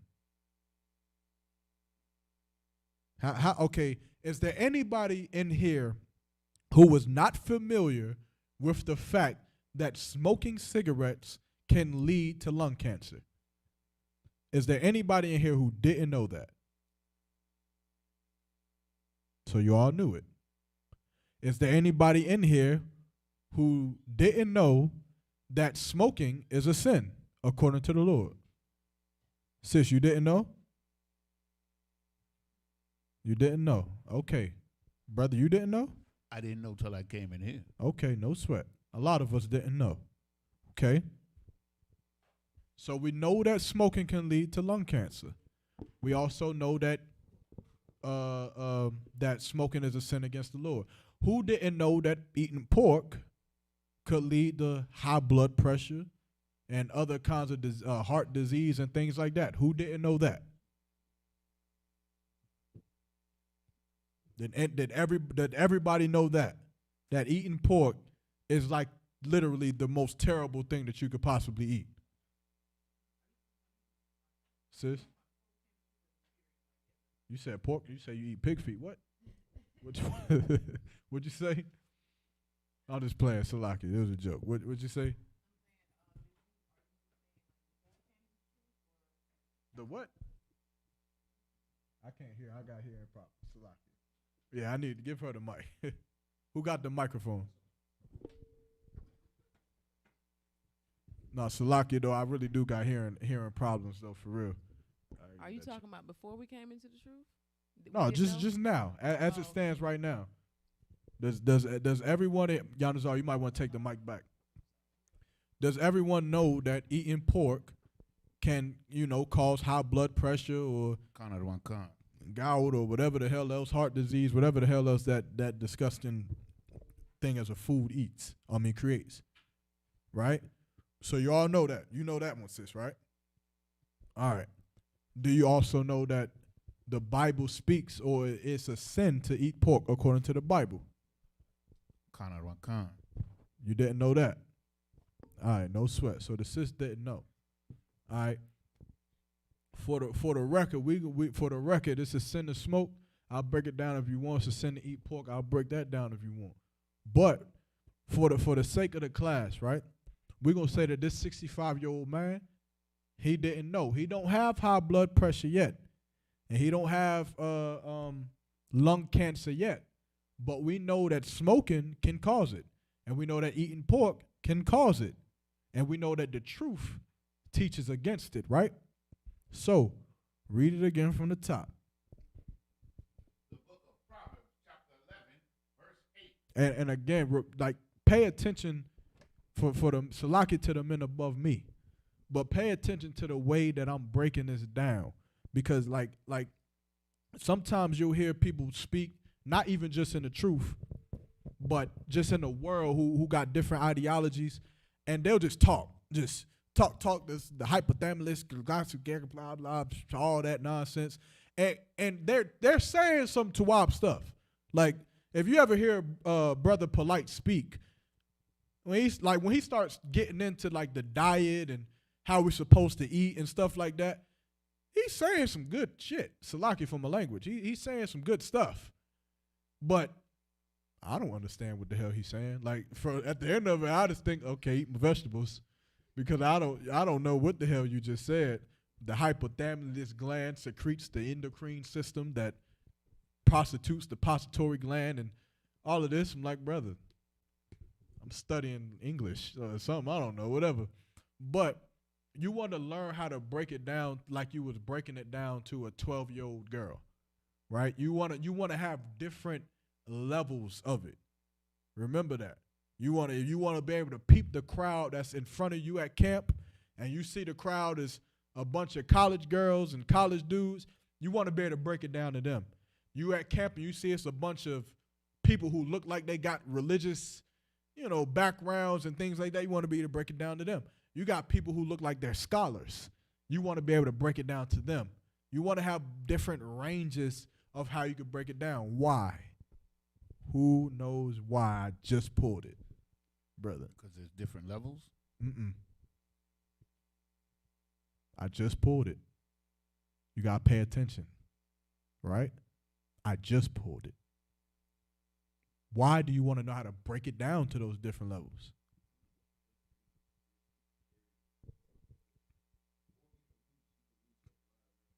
So that you can do that, but what is the real, what did I pull? What did I say? I give it to you for time's sake, because it's your job to. It's your job. You're not in here to just be a polite. You're in here to win souls, to be able to teach those 12-year-olds that the way that they've been living is wrong, to be able to teach the scholars that the way that they've been living is wrong, to be able to teach the college students that the way they've been living is wrong. So you have to be able to do that, right? The more and more that you can do that, the better that you'll be. Right? You got to be able to read the vibe of people, read the spirit of people. You got to be able to know what brothers need more confrontation, more hardcore. What brothers need to be, you got to work with them a little bit. You got to be able to do that. You don't want to be a brother that's just one way all the time, right? You follow what I'm saying? So you want to be able to break down things to the very simplest term, but break it down broadly. Some people can get it, some people can't, right? Zabak, you had your hand up for something else? I mean, it was just like a comment how you were saying that you got to be able to speak on different levels. I mean, you got to be well-rounded in speech, but like Christ was. I mean, I was talking to Thabawan about this the other day at my yard house, but Christ was able to speak to just everyone. Like he spoke simple, but when he spoke, it was very profound, and he was able to reach everyone that he talked to. Right, because it's your job to, right? All right. So that being said, what we learned about the man, what we learned about the pork, the cigarettes, and all of that, and what is a sin and what's not a sin. Read it from the top one more time. Verse 8. The brother said, this some Black Panther shit. If so, I'm down. Black Panther power. You know what? I rock. I think this is Ben's brother who said that too on Facebook. Brother, I'll holler at you, man. This is not Black Panthers, though, man. Black Panther died. Salakia. He's out of here. Go ahead, what you got? Salakia, not to bring shame on that brother. If I'm not mistaken, he was a brother. He was a brother. Not to bring shame on that brother. When I say that, let me go ahead and correct myself when I said that. When I mean that the Black Panther died, I mean the Black Panther, the image of the Black Panther who fought against Killmonger, who we taught Killmonger was more so UPK than Black Panther. That's right. Black Panther wanted to save his weapons and give it to the so-called slave or the oppressor and the slave master. Killmonger wanted to get them weapons and drop guns in the ghetto. And so that's what I mean by the Black Panther died. I don't mean that brother is dead and that's a good thing. It is not a good thing that anybody dies. It's a very big misconception that the UPK wants people to die. We don't even want white people to die. We don't. We don't wish that white people died. When white people, what was that school shooting? One of the first ones. Sandy Hook. Sandy Hook is not a good thing, even though it's a bunch of white people dying. It's not. We don't want white kids going in schools shooting up other white kids. Do you know what we want? We want you to stop killing us. That's right. We want you to stop killing us so that the Lord doesn't have to kill you. That's right. That's what we want. We want you to tell our people the truth, give us what's rightfully ours so that the Lord does not have to go to war with you. But it's a big misconception that we're just a hate group and we want all the white people to drop dead tomorrow. We don't want that. We want your people to stop killing us. But because of the nature of your people, you won't stop killing us. And so one thing leads to another. But when I said that about Black Panther, it's about the representation of that character, not the actual brother who died. That brother, you understand, may he rise in power and come back to save his people, man. On the other side of what Black Panther represented, maybe hopefully he'll come back a soldier in ISUPK. Who knows? But just to clear that up for all the people on Twitter before y'all go crazy. Go ahead, read what you got. The book of Proverbs, chapter 11, verse 8. Uh-huh. The righteous is delivered out of trouble. So the righteous is delivered out of trouble. You take that 65-year-old man, you bring him into the truth, he's delivered out of trouble. Remember, he smokes weed and he eats pork. What is he delivered from? Not where he's delivered or what does delivered mean, but what is he delivered from? Break it down. Break it down simply. Death. Break it down more simpler than that. Sin. Break it down more simpler. You got to get it so that a 12-year-old can understand. You going to get it. Watch. What is he delivered from? Remember, what does he eat? That's bad. He's a wrongdoer. What does he eat? That's bad. Pork. What activities does he partake in that's bad? Smoking. What does smoking cause? Cancer, What does eating pork cause or can cause? high blood pressure, What is he delivered from? medical problem, You own it. Huh? So like, Bad health. y'all both are on it now. We're saying medical problems and bad health. But specifically, Disease. you said half of the word. Just say the other half. I just said it. I just gave it. You just said it. Smoking causes what? What kind of cancer? So what is he delivered from? Eating pork causes what? And what? And what? Heart disease, right? So what is he delivered from? All three of the things you just said. He's delivered from all of them. If you stop smoking, you don't get the lung cancer. If you stop eating the pork, you don't get the high blood pressure and the heart disease that you was about to get from eating pork. Do you? Or do you not? If you stop selling drugs, you're delivered from that cell block that you're about to be in. That's right. If you stop sleeping with whores, you're delivered from that abortion that she's about to have. If you stop going to the strip club and sleeping with prostitutes, you're delivered from that STD that you're about to have. If you stop being a homosexual, you're delivered from those AIDS and HIV that you're about to have. Am I right? You're delivered. You leave being a homosexual and you come into the truth. That HIV that you was about to get the next week, that if you would have stayed a homosexual one more week, you would have got it. You're not getting it no more. You've moved from the place of HIV to a place where you don't get it. You're moved from the place where you have lung cancer and you're laying in Duke Hospital trying to fight for your life because you couldn't stop eating pork, shrimp, crab, and lobster and smoking cigarettes. You're moved from that bed into a place where you don't have to sit in that bed no more. You're delivered from the world into the truth. Now read the next part. and the wicked cometh in his stead. And what is the stead? Well, you said it earlier. The wicked come in his place. The wicked come in his place. That hospital bed, just because you beat it, ain't going to stay empty. There's going to be somebody to fill it.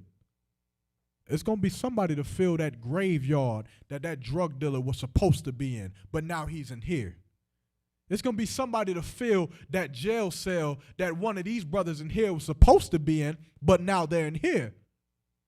That's what the Lord is telling us right now. That's how you got to break it down. That you coming out of the world, you are directly freeing yourself from that death that was waiting for you. But there will be somebody else to fill it. So what does that mean that you have to do?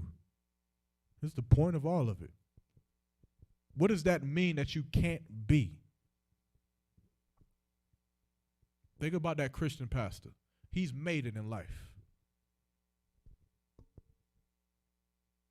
That Christian pastor, he probably talk all good game. He probably teaching them that they can eat pork, but he probably got the best scientists and best health, and he probably do not eat no pork. He probably shop at Whole Foods or something. He making y'all niggas eat pork.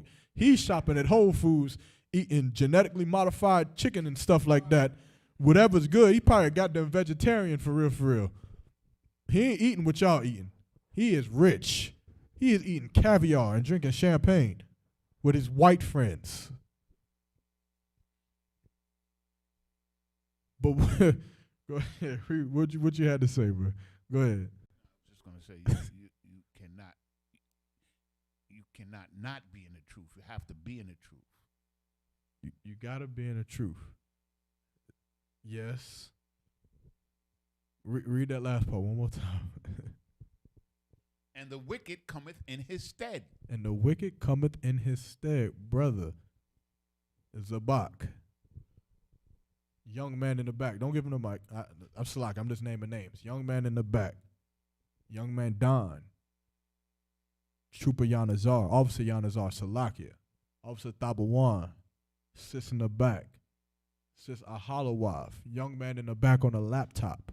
Officer Iraq, all of you in this room, there is a grave or a jail cell that was waiting for you.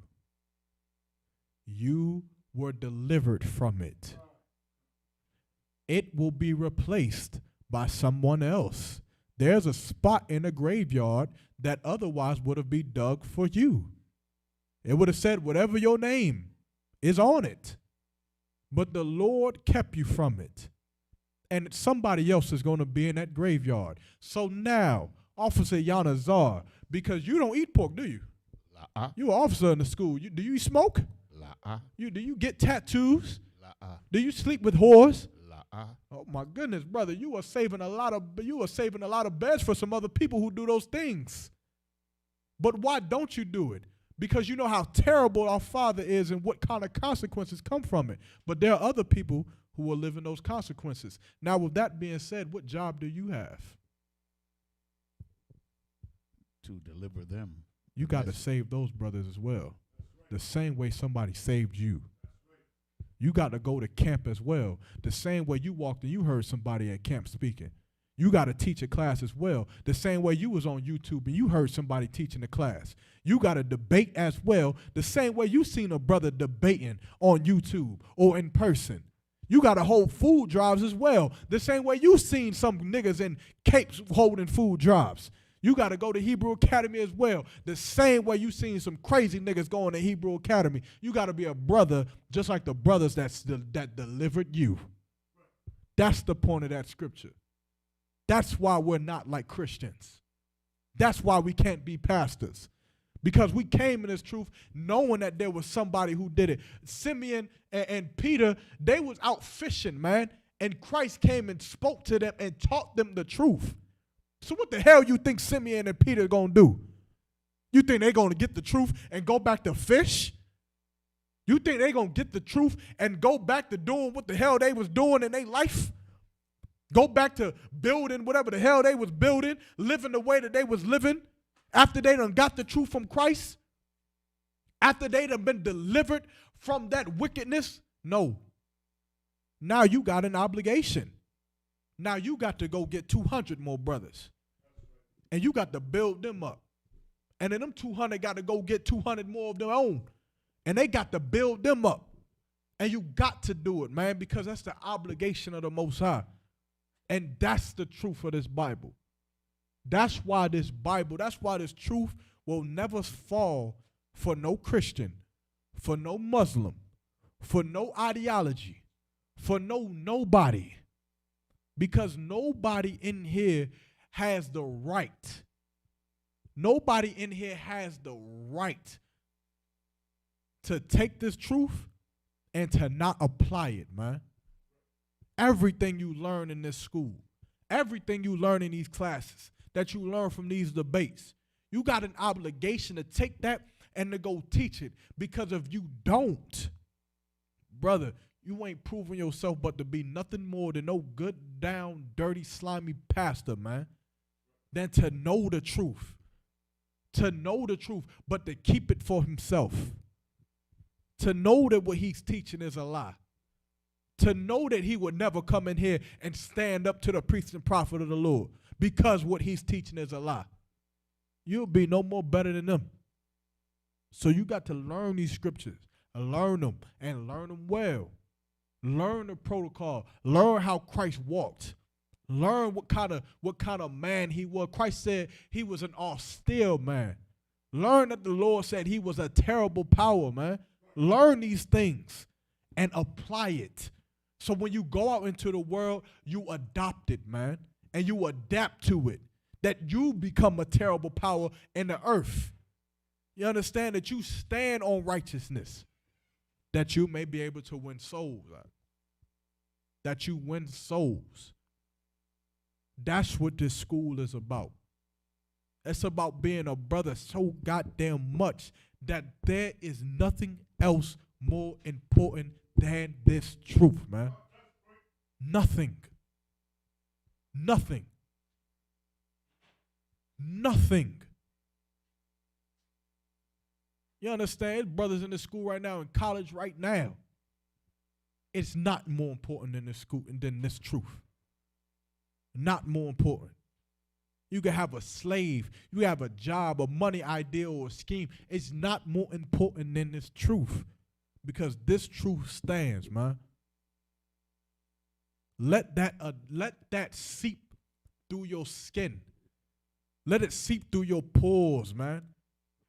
Through your mental, so that you understand and always understand that there's only one West. Under Commander General Yohana. Following up after Christ, under Christ, and following after the Most High, man. Obeying what the Most High said. And that's what this is. You understand? And I seen what you said online. You understand? You should just shut your mouth or say something that's relevant to what the hell I'm saying right now. If not, you should just get the hell off the live. You got the wrong one today. You know, what time I got? I ain't got enough time to take your question. You understand? You should check back in on next Tuesday. But this truth is the most important thing, man. This truth saves lives. It saves lives. I can't express that enough, man. I can't. It's like hard to even speak on how important this truth is, because of the lives that it saved, without getting emotional. It's hard because you have no clue. You got no idea what the men above you have been through, what they go through, what they sacrificed to being here, the lives that were lost, the battles that were fought and won always. You got no clue. So you sitting in them seats. You a sister sitting in them chairs. You want to take that. The sister, you want to look at the story of Esther. You want to look at sisters like her. You want to imitate sisters like her and to do jobs like she did. To be a sister like she was. To be the greatest wife. That should be your goal. To be the greatest sister, the greatest wife, the greatest mother that you could be. And a brother, you want to be the greatest soldier that ever stood for the Most High. And you should come in here and you should learn every day on how to do it. You should have every question. You should be building this goddamn sanctuary to the point where it's bulletproof. You should ask the questions that you think people don't know, because there's an answer. And we'll figure it out. If the brother who's sitting in this seat don't know it, he'll figure it out. And we'll bring it back, and from that we'll become stronger and stronger and stronger. And the men above you, or the men beside you, would be soldiers, Ak. That's what you want. You don't want men beside you to be weak. You want the men beside you to be soldiers, man, and to be sturdy in this truth. But for that to happen, you got to be sturdy in this truth. That's right. You got to be strong in this school. You got to be diligent in this school. That's the only way it's going to happen. And you got to kick all of that Christianity nonsense and garbage and all of that, whatever the hell you want to call it, that regurgitated bull crap from out of your mind, and learn that Christ was a warlord, man. The Lord is a man of war, and so as the children, man, we got to be men of war too. And men of war go out here and we fight. We fight against this oppression. We fight and we die against this oppression, this slave master, against this temptation, against the things on this earth that's tempting us, man. We fight against that, and we keep it in the family. So y'all keep coming into these classes, man. You brothers that's on live, you keep tuning in on live. You keep asking your questions. You understand? And if I could, I want to get one more scripture. Get me a narrow path. There be many. Give me 1 second. No sweat. First, give me who getting the top one? You get me Jeremiah. You get it. Give me Jeremiah 46. Salaki, Baba Kashab. You could get that for me. You hold it, and then you get me Jeremiah chapter 46. No, give me Jeremiah 46. I'm going to go straight gate after this.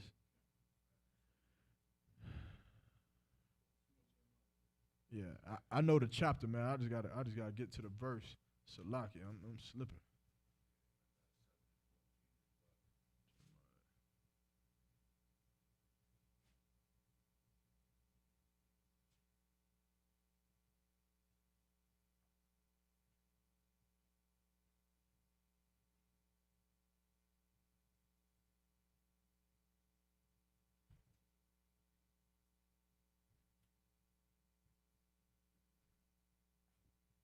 Kyle, give me verse 14.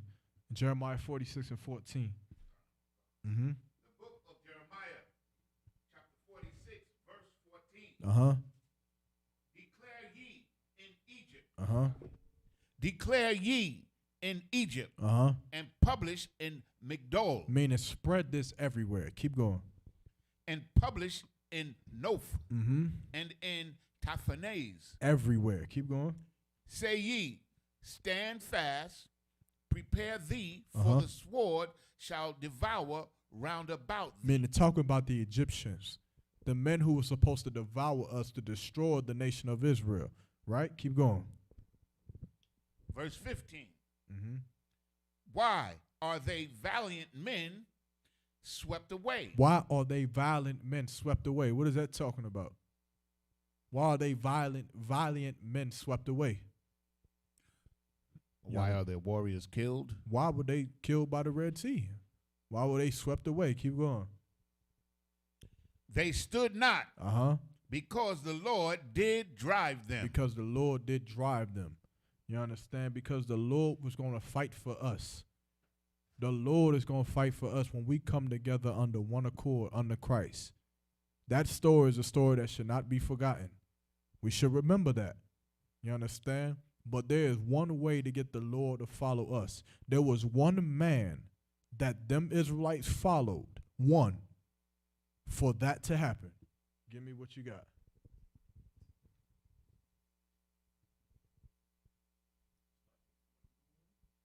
If he got it, it's no sweat. 7 and 14. If I'm not mistaken. 7 and 13. I got it. No sweat. The book of Matthew, chapter 7, verse 13. Enter ye at the straight gate, for wide is the gate, and broad is the way that leadeth to destruction. Enter ye at the straight gate. You understand? There is only one West. There's only one school that you can come to and find the truth. There's only one man that you could be under in America right now and be under in righteousness, and that's Commander General Yohana. That's right. And that's it, man. That's it. It is nobody else. Your Christian pastor could never step to the plate, and he never will. Again, before we leave today, for everyone in here, if there's any doubt in your mind, go get your Christian pastor and tell him to come in here and debate. You can save it for Tuesday if you want. Salakia, Salaki, all of them.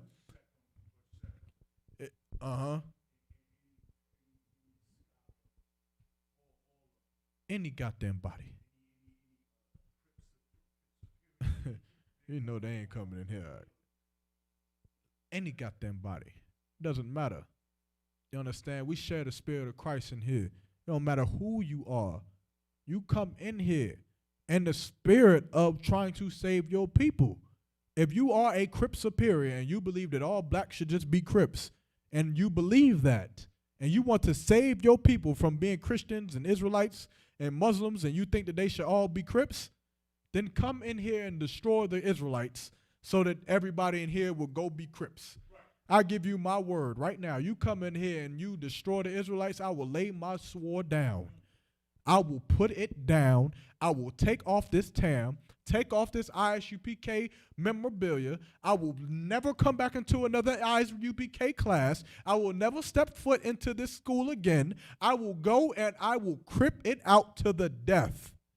I will be the biggest crip you've ever seen in your life. If you can come in here, sit in one of these chairs and debate on how the hell Cripianity is supposed to be better than being under Commander General Yohana. If you can show me that, I'll be the biggest crip. If you can bring a Christian pastor in here, brother, I'll do the same thing for a pastor. I'll put the same wage up for a Christian pastor. Go get your Christian pastor, tell him to come sit in this door and these walls and debate the ISUPK.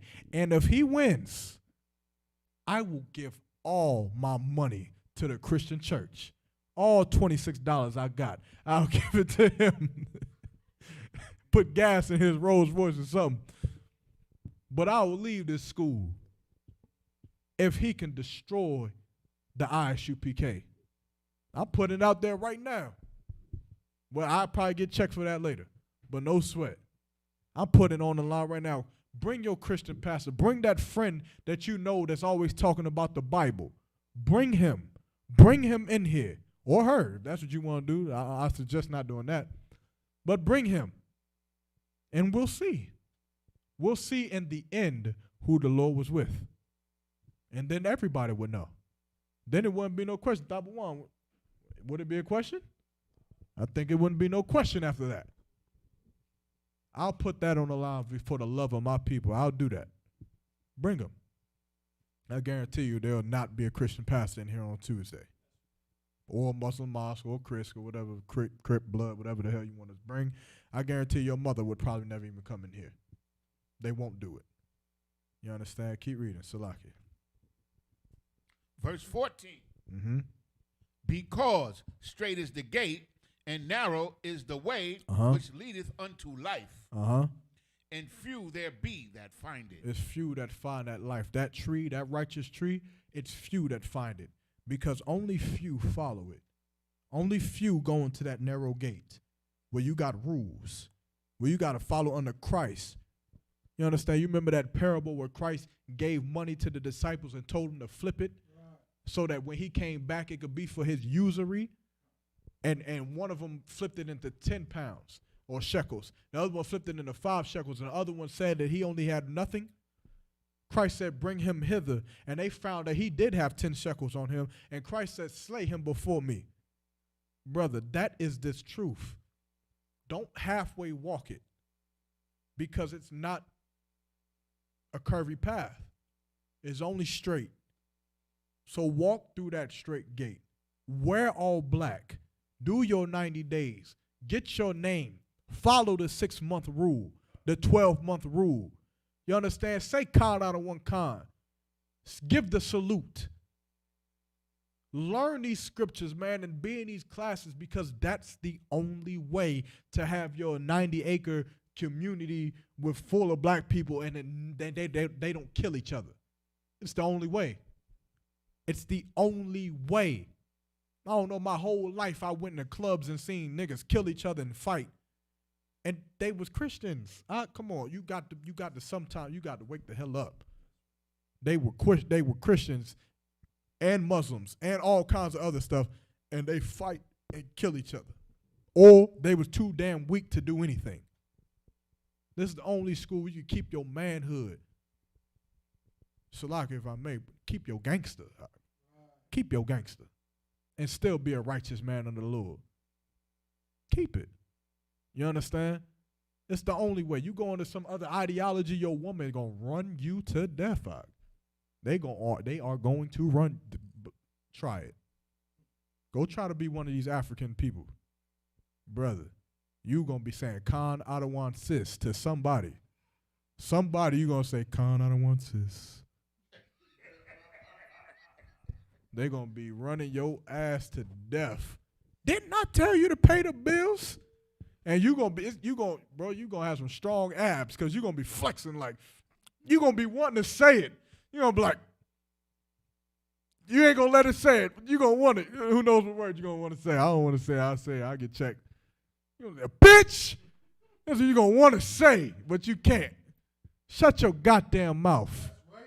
But you're going to feel like, well, I'm not in the spirit. When your father, man, your spirit is to be a ruler over your woman, man. To tell her, man, to shut your mouth. To do what I tell you to do. Go ahead and do this. Go ahead and do that. And you know what your woman gonna do? Who knows what your woman gonna do? She gonna say, well, goddamn. Goddamn. You said do what? Do it like how? Do it when? Oh, yes, sir. What they say? Con out of one con, most high in Christ. She gonna be standing at the door like, shalom. You understand? But you don't want to lose your manhood. You understand? Of course, that what I said right here, it was exaggerated. You don't want to be a terrible husband that just goes around and just berates every goddamn body or your wife or nothing like that. But the point is, you don't want to be a man that loses your power or your authority because you're following something that's not of the Lord. When you following the Lord, you don't lose your power and you don't lose your authority. You rule your household. You rule your woman with an iron rod. You understand? You rule her where she is in complete submission unto you. You rule your children. You understand? You're learning how to rule cities. But the only way to be able to do that is in the ISUPK under Commander General Yohana. There is no other way under the Most High that you can learn how to be that type of brother, or you can learn how to be a sister that can appreciate a man that'll rule her. Ain't nowhere else. You understand? So with that, brothers and sisters, I applaud you for being in this school. I applaud you. It don't go said enough that as a brother who's already been in this school and to be in your shoes, to see brothers and sisters who still come into these classes, I applaud you for still being here. Because I remember what it's like. I remember the doubt. I know the doubt that I've had, the doubt that Tabawan had, the doubt that we shared. But we stuck with it. And we realized that this school was more precious than gold. It was more valuable than diamonds. And eventually we understood that it was of the Most High and that we had a job to do, an obligation to uphold.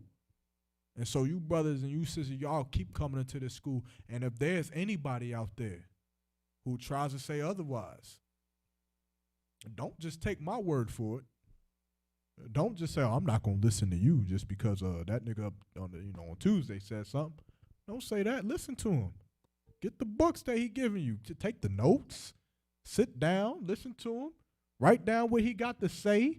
And at the end of when he's talking, say, well, would you mind coming to the class on Tuesday and try to reiterate this on Tuesday? And then see what he says. See what she says. And when they coward, just know that the truth is not with them and the Lord is damn sure not with them, man. And that's why they did not stand like them stinking Egyptians that tried to murder us thousands of years ago. Right. They won't stand. And like them Egyptians, this so-called white man won't stand neither. You understand? What you got, Rock? Oh, yeah. Oh, I've already said that. Yeah, your Christian pastor want to set up a meeting. He want to set up a debate in his church. Oh, yeah. We'll go light that shit up. Salakia for my language. I'm probably going to get checked for this. But we'll take that too. Again, I doubt that it'll happen. But with that, I'm going to pass the class over to Precinct Officer Thop.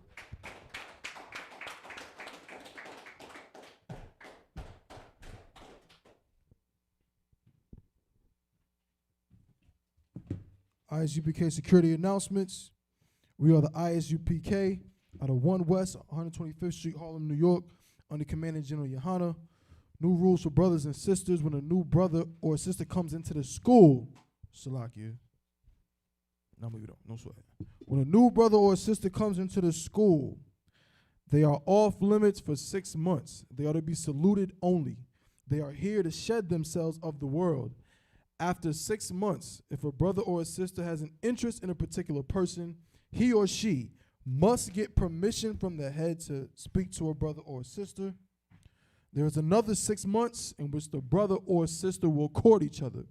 After this 6-month period, the brother or sister will get permission from the head to marry. Tithe, which is a commandment.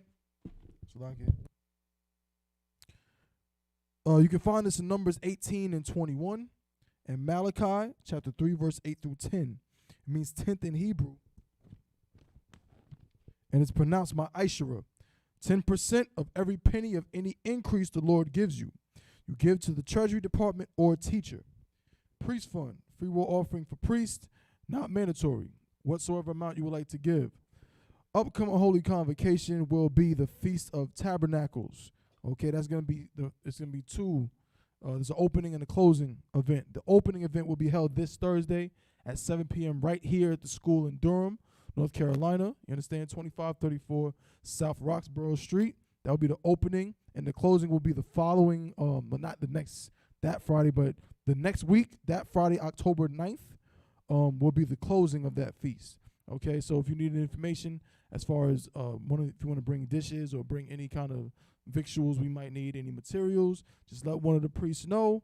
You know what I'm saying? We'll get in contact with Officer Abraham and you know what I'm saying, and get that going. But again, that's this Thursday, so 2 days from now, here at the Durham School. Okay? It's the 15th day of the 7th month. It's for 8 days. Start before sundown. You can find that in Leviticus chapter 23, verse 34 through 44. All right? Want to remind Akim and Akwathin to check on social media such as isupk.com, Facebook, Twitter, YouTube, and so on for ISUBK events and materials. If a brother wants to be a trooper in the school, then he is to start wearing all black, which includes black boots, shirts, pants, headband, or scarf. And with that, I just went over that count. You want to add something? And with that, imadium, which means to stand.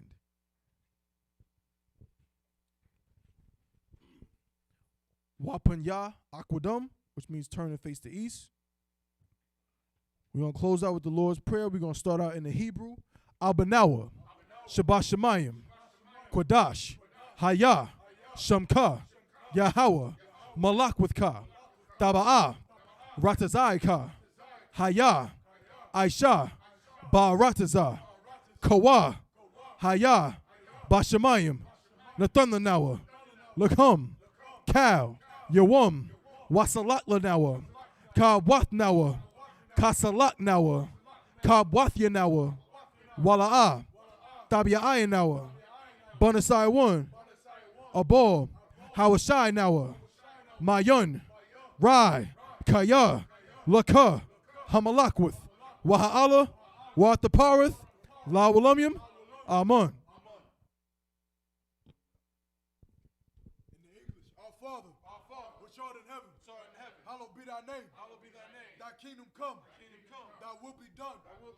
In earth, as it is in heaven. Give us this day our daily bread. And forgive us our debts. As we forgive our debtors. And lead us not into temptation. But deliver us from evil. For thine is the kingdom. And the power. And the glory. Forever. So be it. Saw, which means to turn. Sisters, Yashab, which means be seated. Men of Israel, Saw, turn to face the teacher. Men of Israel, we give one courtesy salute to the teacher. Men of Israel, Amayim Shabbat, Amadim, Barak, Yahweh Shemel Shabarakatah. Most High in Christ. Yadim Matah, Saw, turn to face the sisters. Sisters Amadim, which means to stand. Men of Israel, we give one courtesy salute to the sisters. Men of Israel, Amadim Shabbat, Amadim, Barak, Yahweh Shema Alatah by Shimei Hawashai. Yadim Matah, class dismissed. Salakia. And sis, what we said was Yahweh Shema Alatah by Shimei Hawashai, which means the Most High, watch over you in the name of Christ. So if you could, please, repeat after me. Yahweh, no sweat, but just repeat after me. Yahweh, Shamar, Il, Atha, Bahashim, Yahweh Shai. Most High in Christ.